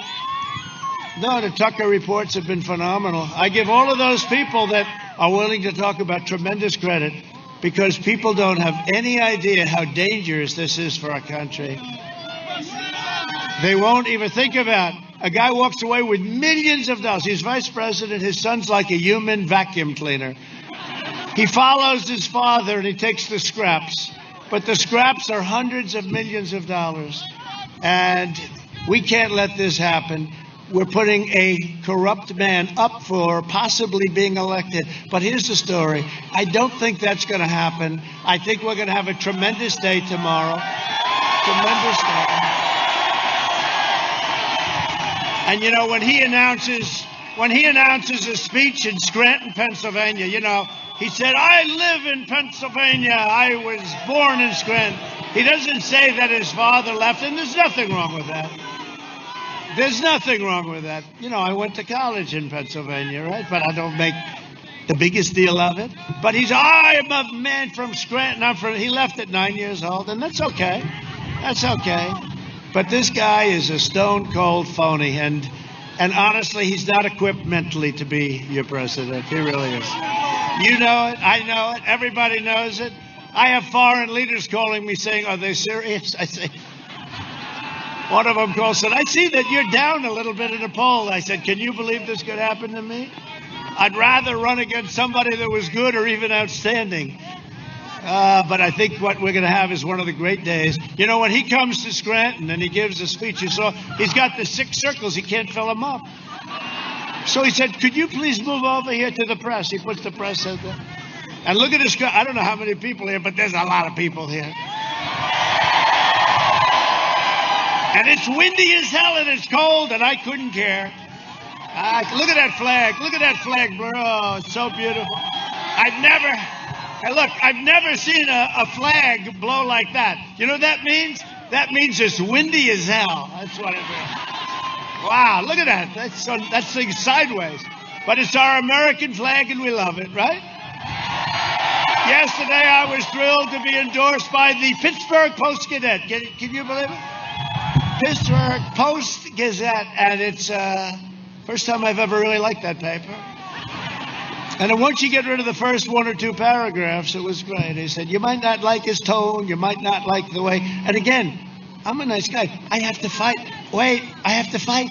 I have to fight to protect me and to protect you. Because once I'm not here, there's nobody else to protect you. That I can tell you. But they gave a beautiful, you have to understand, everything's relative. They gave a beautiful, beautiful editorial, and I appreciate it. Oh! Thank you. It's the first time, thank you. Thank you. Telling you, you're going to make me cry with that. Stop. The president broke down in tears as they screamed, we love you. I don't know if President Xi of China wants to hear that. Yeah, he probably would like that. The first time the paper has endorsed a Republican for president in over a half a century. So to the people of the Post-Gazette, I would like to thank you. I will forgive you for your first 1 or 2 or 3 paragraphs. Because they said, however, he's done a great job. You know, and I have. I've done a great job. They said, put his personality aside. But I'm telling you, the assault on this office has changed my personality. It's just one of those things. Joe Biden is bought and paid for by big tech, big media, and powerful special interests. They own him, they control him, and they know he will always do their bidding. And you know, when he raises $300 billion like last month, I could raise much more than him. I'm president. I could call all these Wall Street guys, most of whom I know. I could call the oil guys. I could call them all. I would blow his numbers apart. Give me 2 hours. I say, send me $10 million. No, we don't need it. How many commercials can you buy? You know, we raised a lot of money. We raised enough money. You know, Crooked Hillary last time outspent us 4-1, right? 4-1. And I actually got criticized. They said the other day, even against Hillary Clinton, he didn't raise that much money. And you won the race, right? They don't care if you won or not. They said they always have to find something. But I would be the greatest fundraiser of all time. This is the President of the United States calling for the head of Goldman Sachs. Hello, how are you, Bill? Is everything good? Is everything good? Listen, I'd like $25 million within the next 5 minutes. Send it to the White House, please. What, do you think he's going to say no? I would be the greatest, but you know what? I chose not to do that, okay? I chose not to do that. And when you see he raised $300 million, his people are making deals all over the place. Every corrupt force in American life that betrayed you and hurt you, they are supporting Sleepy Joe Biden. The failed establishment that started the disastrous foreign wars, they support Biden. The career politicians that offshored your industries and decimated your factories, and you got it worse than anybody else, just about. New England was hit hard, too. They support Biden. The open borders lobbyists that killed our fellow citizens and gave them illegal drugs, destroyed our families and so many people, the gangs and crime, they support Sleepy Joe Biden. The far-left Democrats that ruined our public schools, depleted our inner cities, defunded our police, and demeaned your sacred faith and values, they support Joe Biden. And I see where they want to defund your great Philadelphia police, and you have great police. They want to defund your Philadelphia police. Have you seen that? They actually want to defund.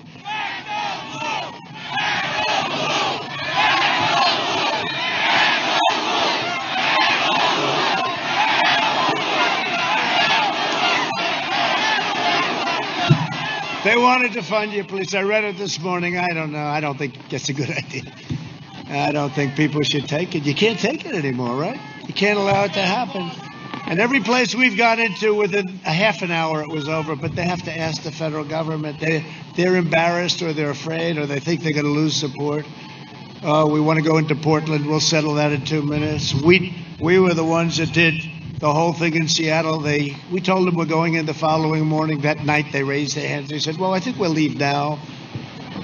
They took over a big chunk of Seattle. No, we can't allow this stuff. You look at what's going on in Philadelphia. You look at that can't be done. And they can't tell the police to stand back. They can't tell that. They stand back and they watch people. They watch people walk out with washing machines. Guys pushing a washing machine. That's a disgrace. It's a disgrace. And you know, the world watches that. They're all Democrat-run cities and states. New York, Chicago, unfortunately, Pennsylvania, and many of them are closed, right? Because you know why they're closed? Because they thought it would hurt our numbers, and then they saw 33.1. That was a big number. The anti-American radicals defaming our noble history, heritage, and heroes, they support Joe Biden.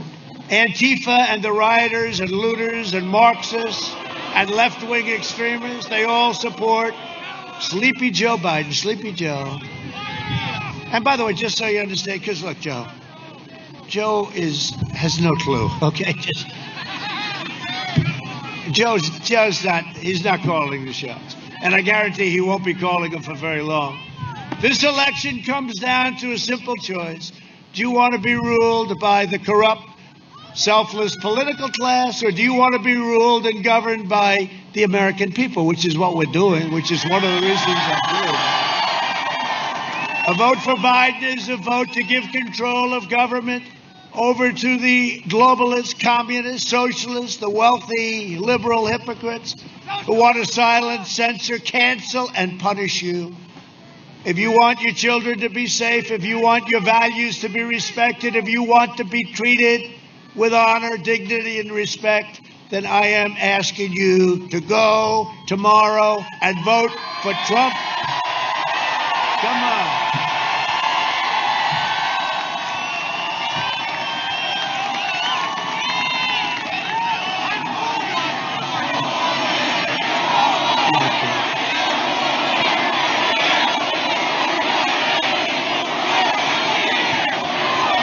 Well, it's up to you, really. You got to get out. I'm telling you, again, I'll say it again and again. Pennsylvania, I've done very well. You've had your best years ever. Pennsylvania, it's going to be up to you. It's such a big deal. Big state, everything. And we're doing great in Florida. You know, Florida's been great. You notice they're not talking about Florida anymore. Florida's been great. We're doing great in Florida. So we get Florida, we get Pennsylvania. We're going to get North Carolina. We're doing great in North Carolina. You saw the poll come out yesterday in Iowa, way ahead in Iowa. We're way ahead in Ohio, except we get sometimes a fake poll. We're way ahead. We won Ohio by 8 points. They say we're further up than that this time because we have everything I talked about, we have done and more. We've done more than I talked about. Remember what I said 4 years ago. I am your voice. And we will make America great again. And that's what we're doing. For the last 4 years, the depraved swamp has tried everything to stop me because they know that I don't answer to them. I answer to you. And it's true. We did this together. You know, this is a movement, the likes of which this country, in a way, the world probably, but this country has never seen.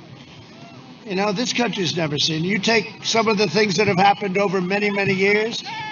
A politician runs and comes in second in New Hampshire, becomes famous for the rest of his life. We won. Well, we won everything. This time we won 100% of the states in the primaries, right?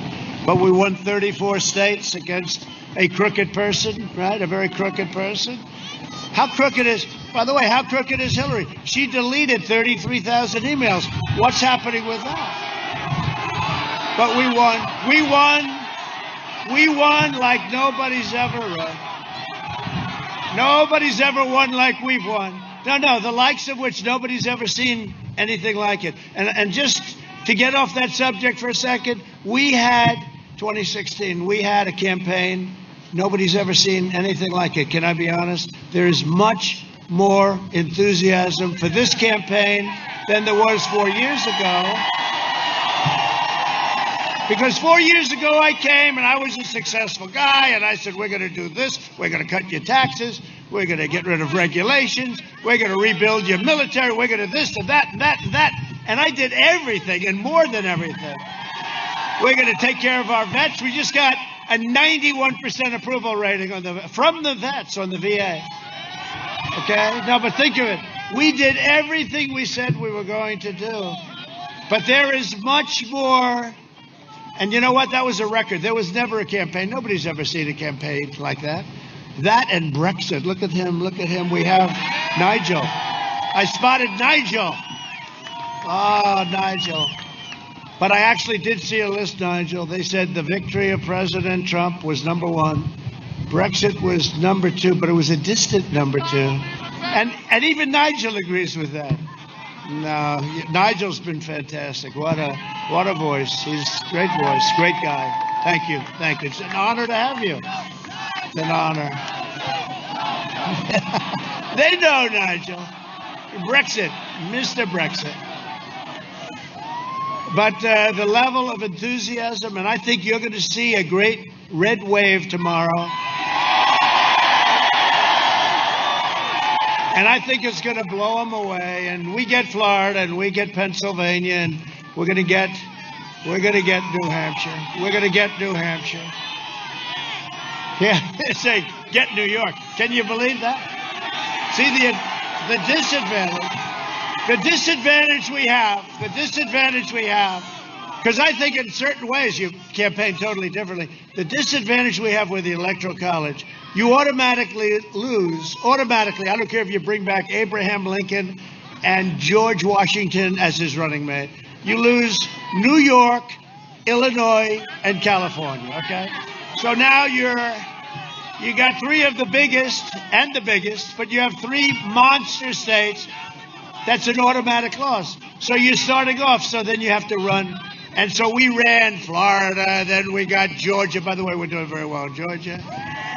We got Georgia, we got North Carolina, we got Pennsylvania. That was a very important deal. We got Pennsylvania, we got everything. Then we got Wisconsin and Michigan. We said, whoa, remember they wouldn't give you the credit? We were 2 points short. We were at 98% of the vote tabulated, 98. And it stayed there for hours.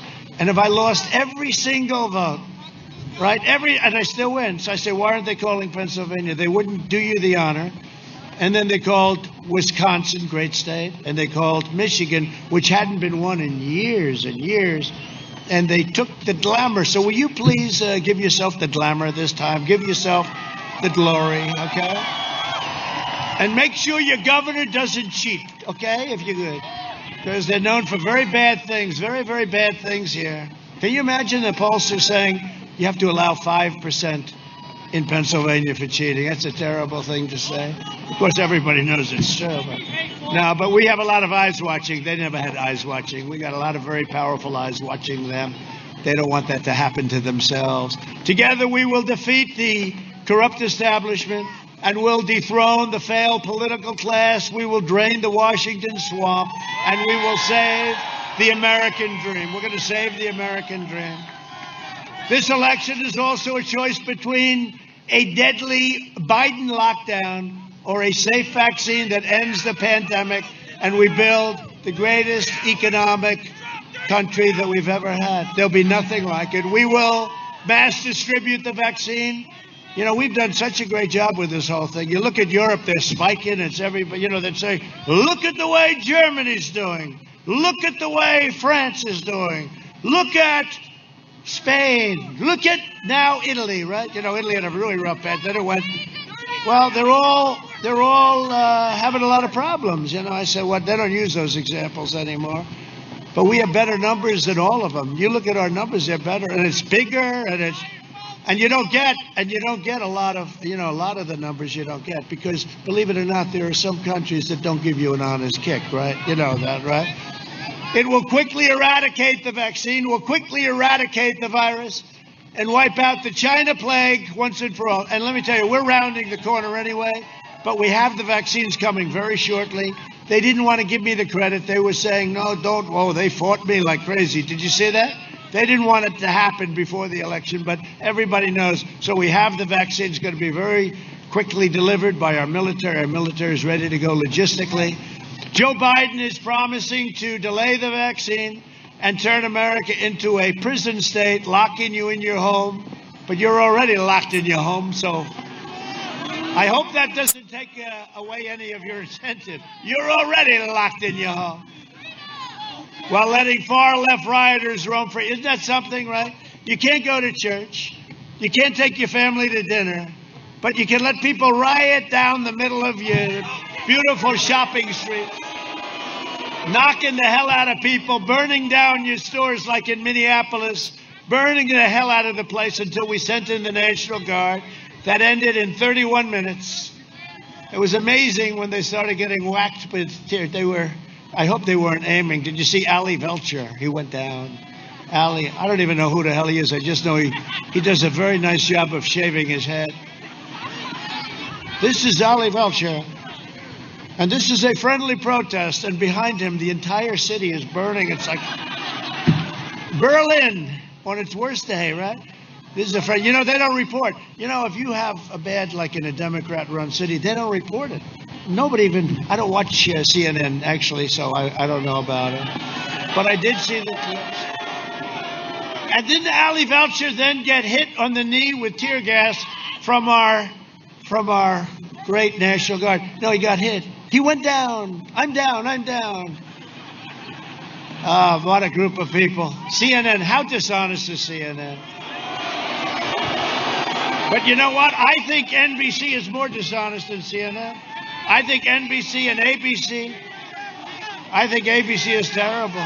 I mean, ABC is absolutely. How about where they interview me and every question is a kill? They're going for the kill. And then they interview Sleepy Joe and it's like, oh, the most boring interviews. They don't ask him anything. They don't ask him whether or not he's corrupt. Are you corrupt? Hey, Sleepy Joe, are you corrupt? Remember, I asked him that question, and Chris Wallace of Fox wouldn't allow it. I said, why? Why won't you? Well, I don't think it's appropriate to ask right now. Chris Wallace, he is not Mike. He will never be Mike. He tries hard, but he will not be Mike. You know why? Doesn't have the talent.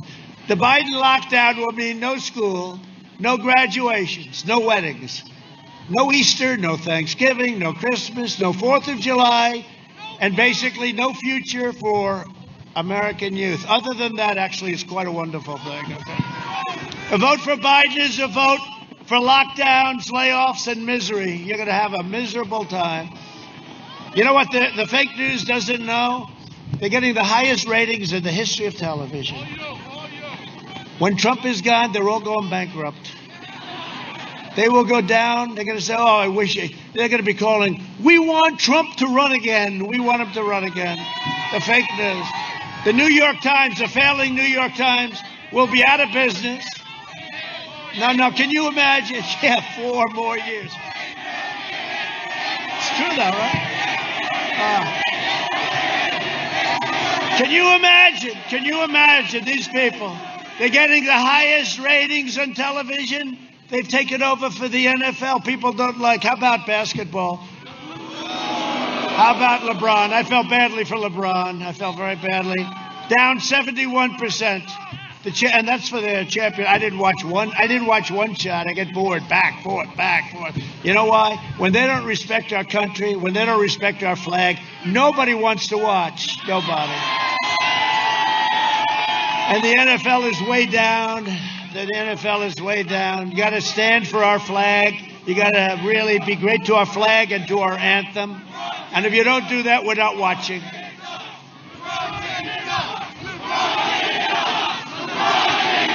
What a crowd. What a crowd. Hey, I have 3 more of these to do. Do you want me to stay with you all day? Yes.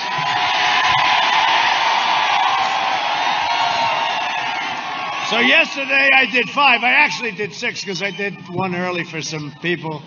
But I actually did 6. But I did 5. I got home at 2 o'clock in the morning in Miami. I got home 2 o'clock in the morning.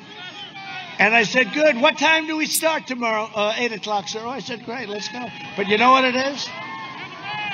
I'm doing a run, a great marathon. Everyone, even one thing I'll say, they say, I can't believe, because Sleepy Joe will go out, he'll talk for 10 minutes. He's very agitated, He's so angry. Okay. He's got the shades on now. They should be a little bit larger. The aviators, right? Are they called aviators? He's got the aviators on, and he's so angry. And he's reading every word. He never goes off teleprompter because he gets lost if he can't go off teleprompter. He gets lost. No, but the anger, but it's not really anger, it's agitation. You know what that means, right? That's what happens is when you lose it, you get can happen to all of us someday. But you can't let it happen to your president. I'm sorry. But he was so angry. He was so agitated this morning. The glasses were pouring off. The mask he kept on. Oh. There's nobody around him. The closest person's about 60 feet away. A reporter that can't believe he got this good location in a circle that's supposed to be for VIPs. Right? Now he's got Lady Gaga. Lady Gaga is not too good. I could tell you plenty of stories. I could tell you stories about Lady Gaga. I know a lot of stories about Lady Gaga. And John Bon Jovi, every time I see him, he kisses my ass. Oh, Mr. President. But he'll get something out of it, just like everyone is. But you know what happens? You bring in some of these guys. They don't draw. By the way, we draw much bigger crowds than these people. But you know what happens? He'll sing a song or two, and then he'll leave, and the crowd will leave, and Sleepy Joe's up there talking. That happened to Hillary too, right? They got Beyonce, and they got Jay-Z, right? Jay-Z. And he started using the F word, do you remember, in front of this crowd? And it was unbelievable. He was using the F word, F word, F word. And the crowd is going. And then they left, and the crowd left, and Hillary was standing on stage with an empty place, and she was talking.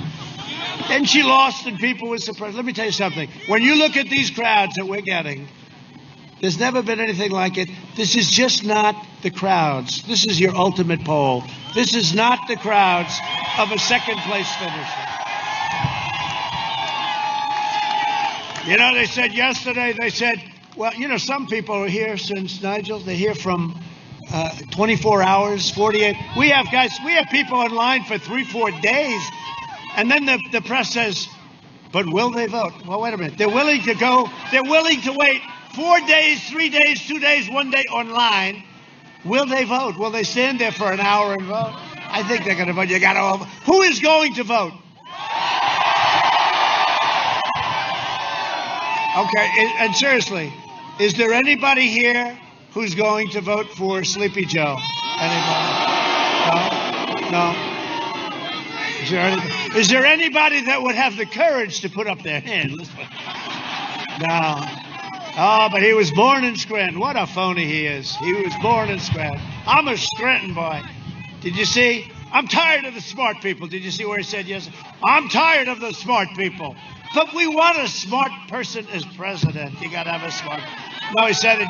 He made a lot of bad moves yesterday, didn't he? He was having a bad day yesterday. He's tired of smart people. No, I can't get too tired of him. To me, that's an amazing statement. If you want a vaccine to kill the virus, a job to support your family, and freedom to live your life, then go cast your ballot. You cast your ballot. We're changing things to, you could say, what it used to be, but maybe it used to be a little bit like this, but it was never like this. Things change, I think, with big tech. I think it really changed. Joe Biden personally ran the swine flu, right? He ran H1N1. Remember, he can't remember that. He always goes, no, N1H1, isn't it? No. H comes before N, Joe. Just remember it that way. H1N1 swine flu. Remember he said, what was that called? Who was that governor from, I think it was Utah. He's a Mormon. What was his name? His name was Romney. Oh, great. He's another beauty. He failed horribly, and he was the laughingstock of Washington. So he ran the swine flu operation. He was the laughingstock of Washington. Now on something much more lethal that we have done a great job on, except with public relations. I would say if I had Nigel handling my public relations, I would have been much better. We have done a great job on this, and you compare us to other places, and you see, and bringing back the economy, opening it up, except on public relations. But his own chief of staff said that he was absolutely terrible. He didn't have a clue. He didn't know what he was doing. And he told us, right, that I was xenophobic because I closed it to China, which was highly and heavily infected. And then he runs and he says, I should have closed it earlier. I said, how does he get out of that one? You know how he gets out of that one? The press doesn't report it. They refuse to report it. The only way I can do that is, look, I got all live television, all the lights. And the only way, they can't keep it off, only for one reason. I get very big ratings. If I didn't get big ratings, there'd be no way of communicating. Oh, and they're going to miss those ratings someday. Someday they're going to miss them. Secretary of Defense Robert Gates said that Biden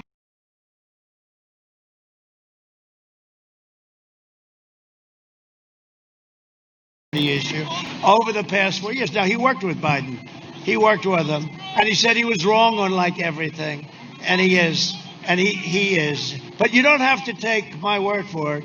Because this happens to be a state that allows, I spent a fortune on building these screens. Like, you got 2 of them. Wow. Usually I bring 1. It's a lot cheaper. Roll the video, please. Roll it. Wait. Joe Biden. Joe Biden.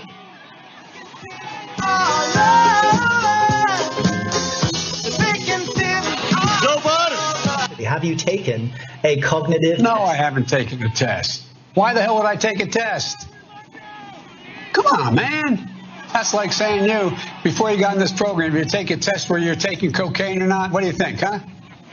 Are you a junkie? By the way, this is my little sister, Valerie, and I'm Jill's husband. Oh, no, you switched on me. This is my wife. This is my sister. They switched on me. But I tell you, if you have a problem figuring out whether you're for me or Trump, then you ain't black. There is not a single solitary reason in the world why, as I said, we shouldn't be in a position that everybody, and that's my wife, Jill. Hey, Jilly, I'm Jill's husband, actually. And Corn Pop was a bad dude. And he ran a bunch of bad boys. And I did. And back in those days, you see how things have changed? Play the radio. Make sure the television, make sure you have the record player on at night, the phone. Make sure the kids hear words. We hold these truths to be self-evident. All men and women created by you know the thing. Because if you could take care, you were a quartermaster, you can sure and help take care of running a department store thing, where in the second floor of the ladies department. You know what I mean? Well, I'm sick and tired of smart guys. You know, the rapidly rising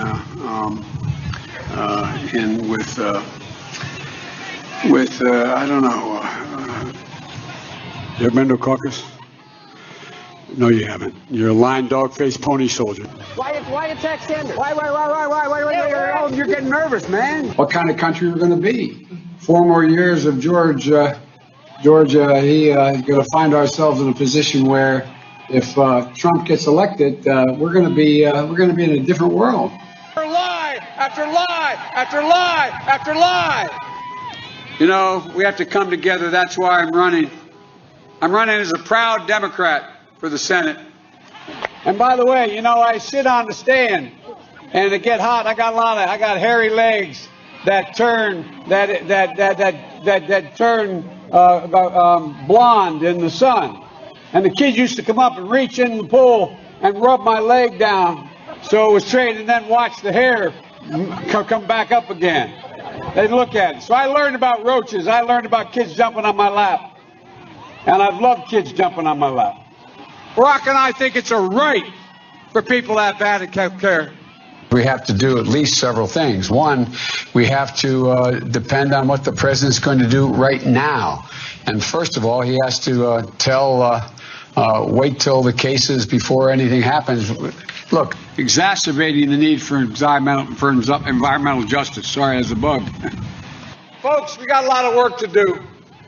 I don't even need you to get me elected. It's a case where we cannot let this. We've never allowed any crisis from the Civil War straight through to the pandemic of 17, all the way around 16. We have never let our democracy take second fiddle. We can both have a democracy and elections, and at the same time correct the public health. Everywhere I've been hearing all around the country. You're trying your best, but it never feels like enough. And here comes the train that he tried to make sure didn't continue to run. No, that's the commuter. All right. No, that's what. But folks, look. Anyway, I am very willing to let the American public judge my physical and mental as well as my mental fitness. I'll lead an effective strategy to mobilize true international effort to pressure. All right.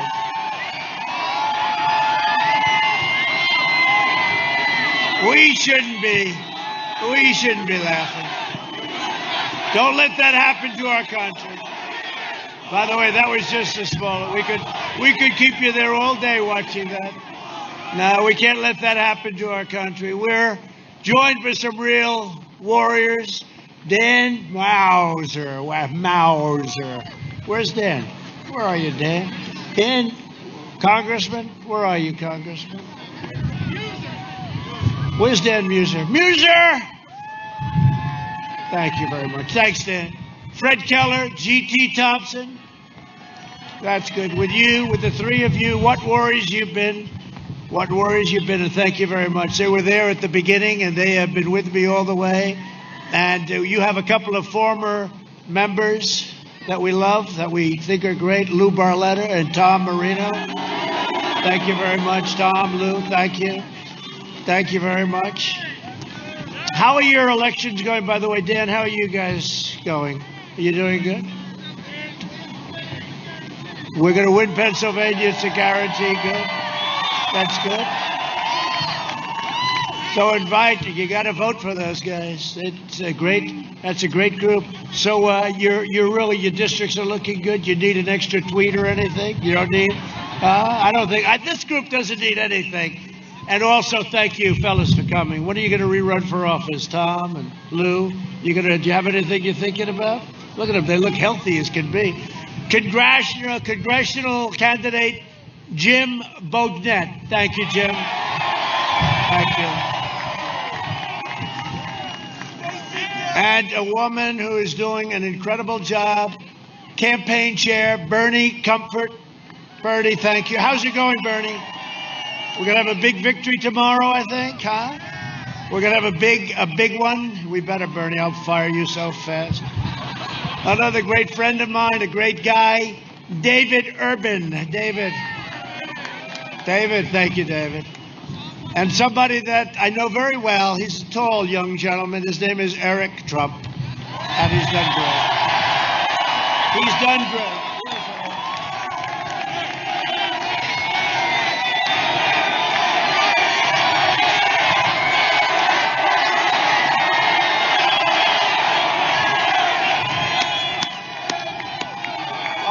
And I see Jared Kushner right over here, Middle East Peace. Middle East Peace. Wow. Jared usually likes to stay in the plane and work.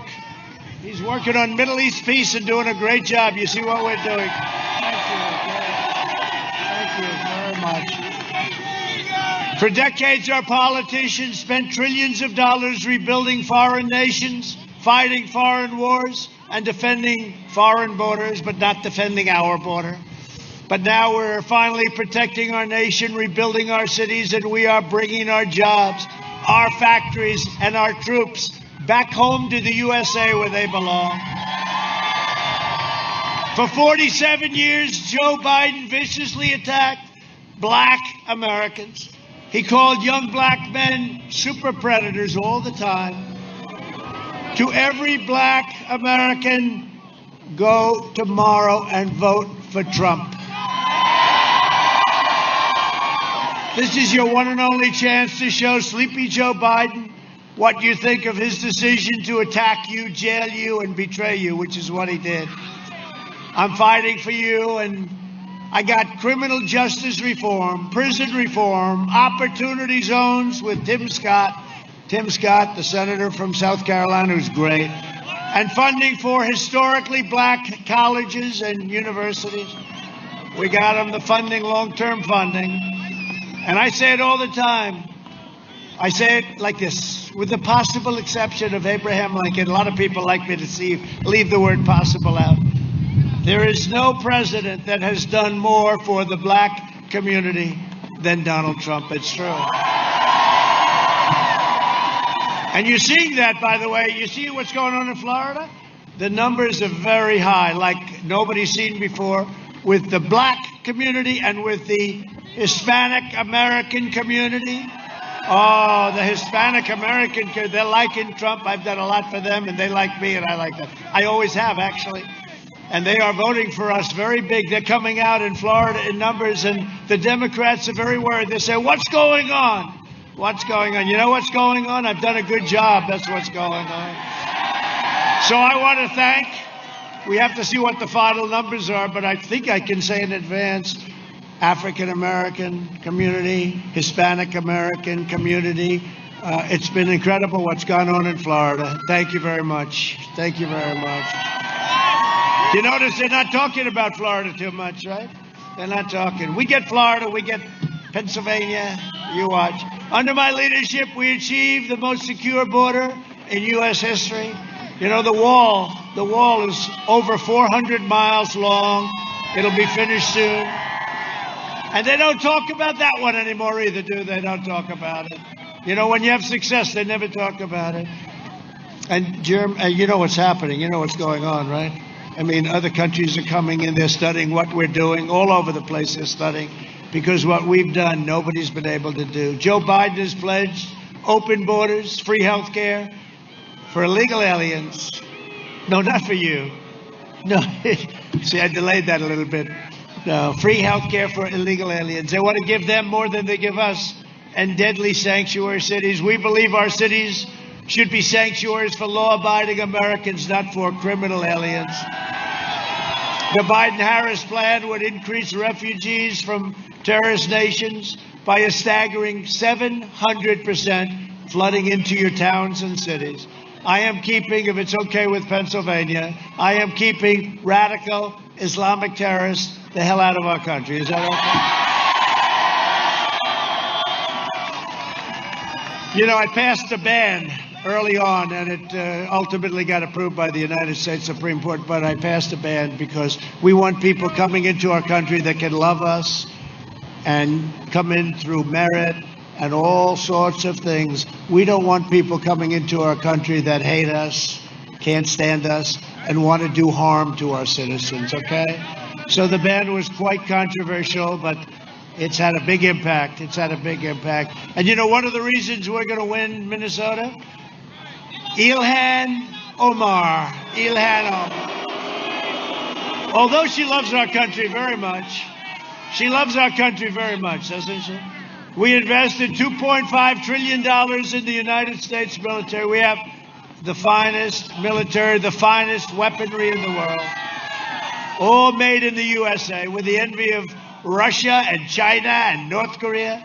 We have the best equipment in the world, rockets and missiles and submarines and everything that we're building. Nobody's ever seen anything like it. $2.5 trillion made in the USA. We also passed veterans. We passed for our veterans VA choice after 44 years and VA accountability.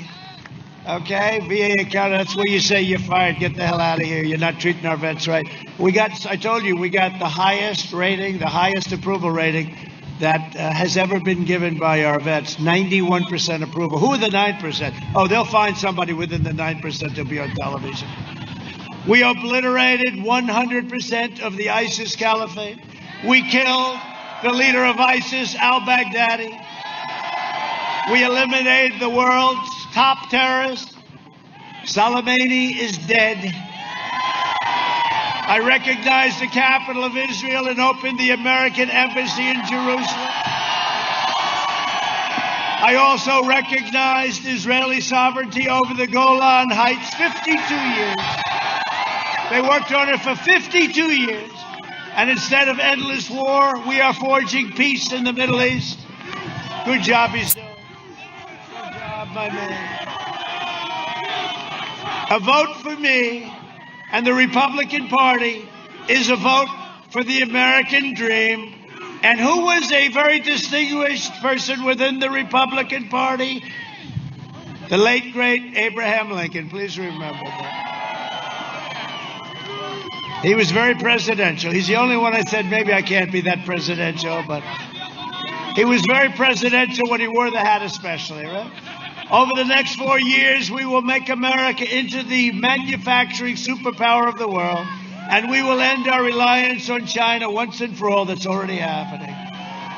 We will hire more police, increase penalties for assaults on law enforcement, and we will ban deadly sanctuary cities. You've got them. You've got them. With God's help, we will defend the right to life, religious liberty, and the right to keep and bear arms. Your Second Amendment is gone if I don't get in. If I don't get in, your Second Amendment, wave goodbye.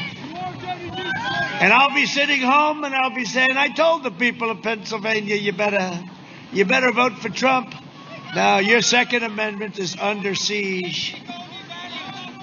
That's right. We put Amy on. You happy with Amy? Everyone loves Amy. Thank you. You know, we do. They don't talk about that enough. They say it's the most important thing a president can do. So at the end of my first term, I will have approximately 300 federal judges, which is a big percentage of the judiciary, and 3 great Supreme Court justices. That's a lot.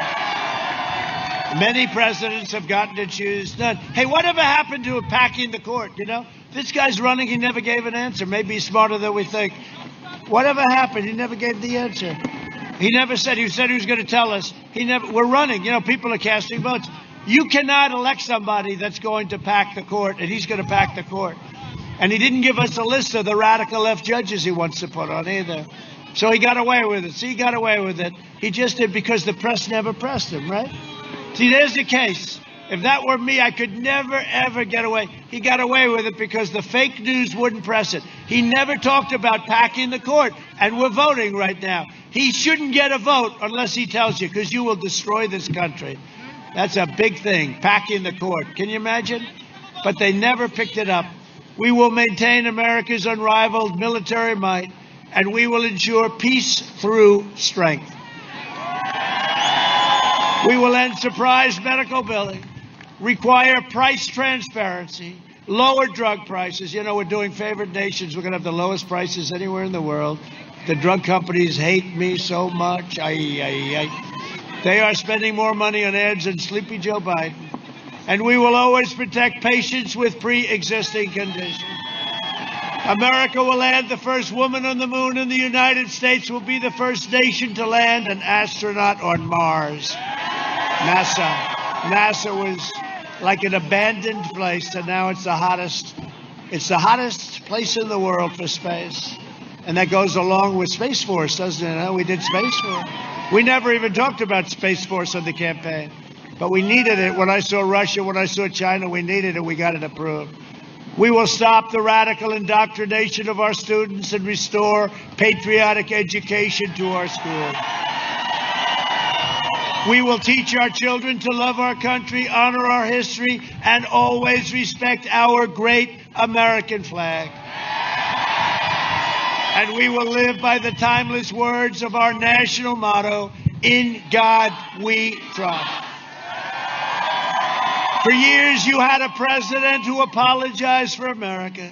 Now you have a president who is standing up for America and standing up for the great people of Pennsylvania. I know you well. I know you well.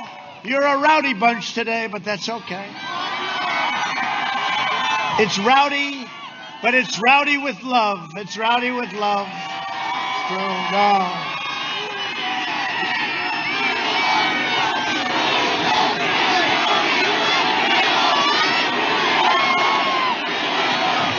Tomorrow you have the power with your vote to save America.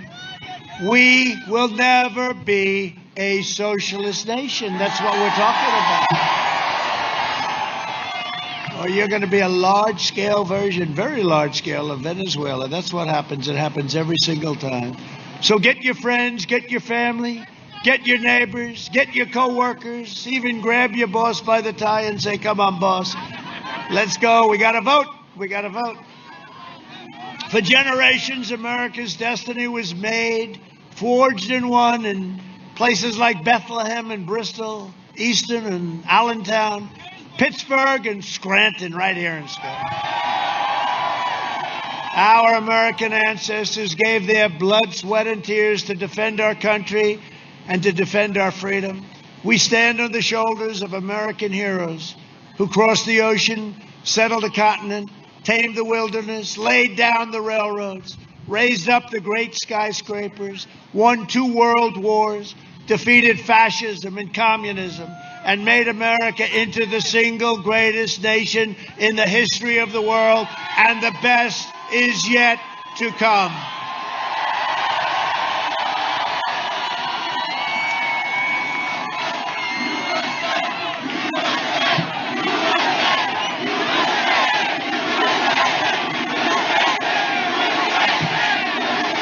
Proud citizens like you help build this country, And together we are taking back our country. We are returning power to you, the American people. With your help, your devotion, and your drive, we are going to keep on working. We are going to keep on fighting. And we are going to keep on winning, winning, winning. We are one movement, one people, one family, and one glorious nation under God. And together with the incredible people of Pennsylvania, go out and vote tomorrow, please.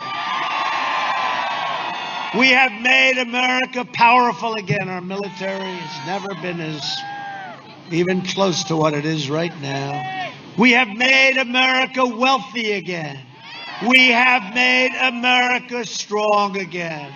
We have made America proud again.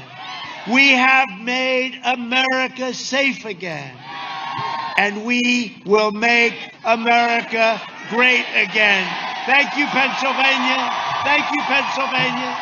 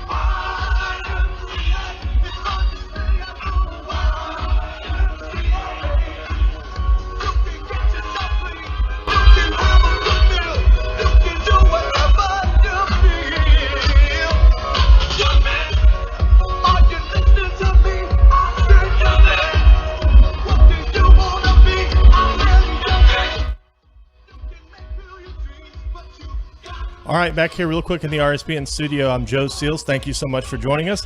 Stop number 2 is in the books of 5 today for President Trump.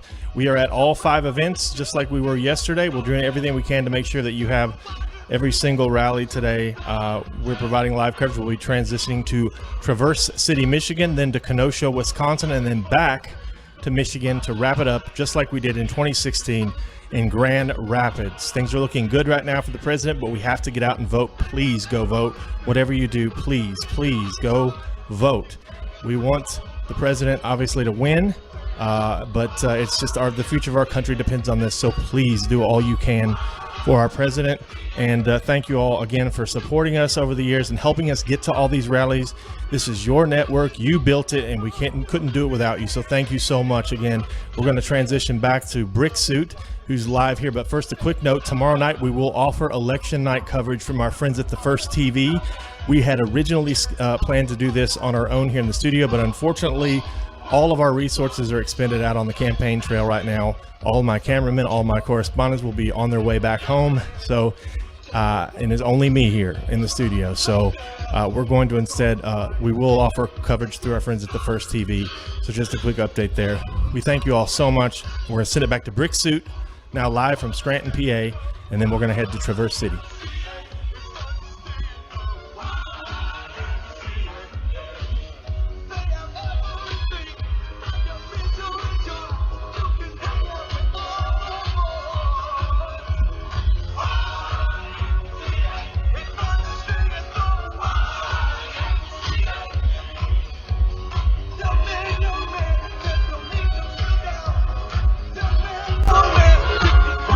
All right, well, that was President Trump wrapping up here at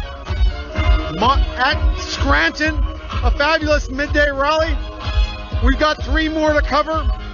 We're going to be having Traverse City, Michigan, Kenosha, Wisconsin, and Grand Rapids, Michigan to end out the night. But while we're waiting for that, I'm going to tell you one more time about our partner that helps bring all of these rallies to you, and that's iTarget. Innocent people are falling victim to crime, intimidation, and forced to fend for themselves because Democrats and the left are successfully defunding the police. And the president mentioned that today. When the government can't or won't protect your family, self-defense is the only option.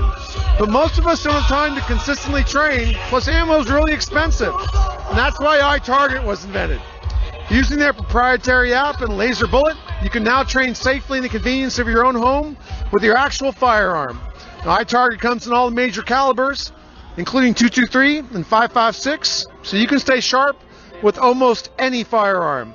Today you can get 10% off plus free shipping with the offer code SAVE10. That's 10% off free shipping with the offer code SAVE10, SAVE10. This is the smartest way for you to practice, and it pays for itself in just a few days.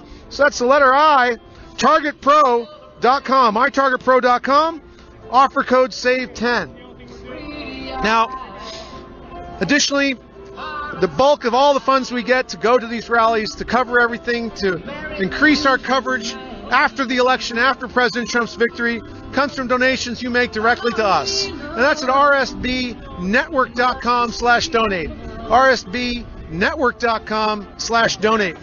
You also do the YouTube with a live chat.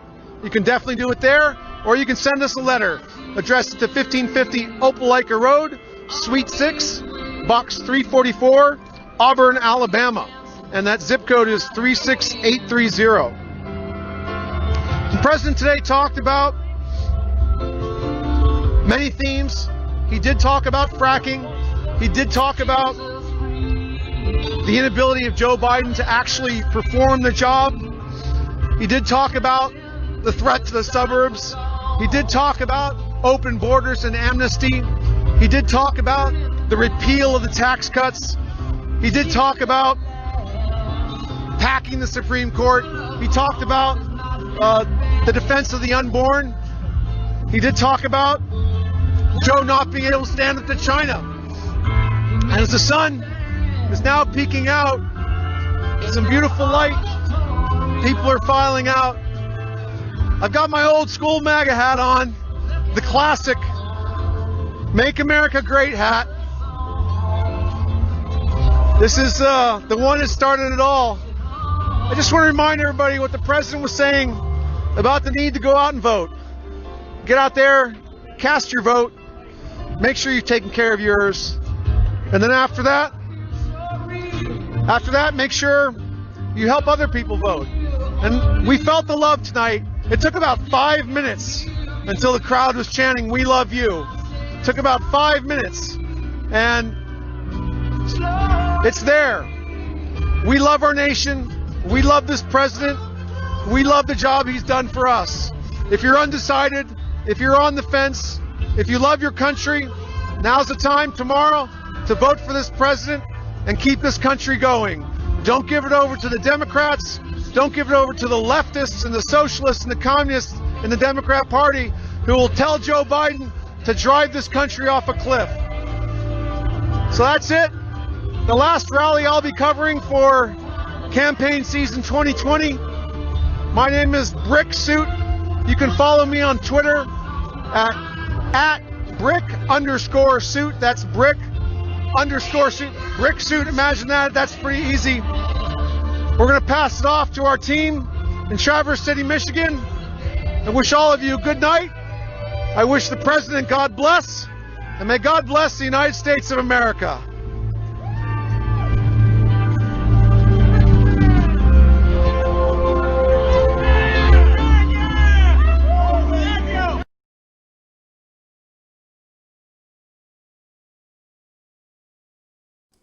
All right, if you are watching this stream on the Scranton stream, we're going to end the stream and now transition our coverage over to the stream in Michigan. So please migrate on over there, and we'll see you over there shortly. Be live in about 5 minutes.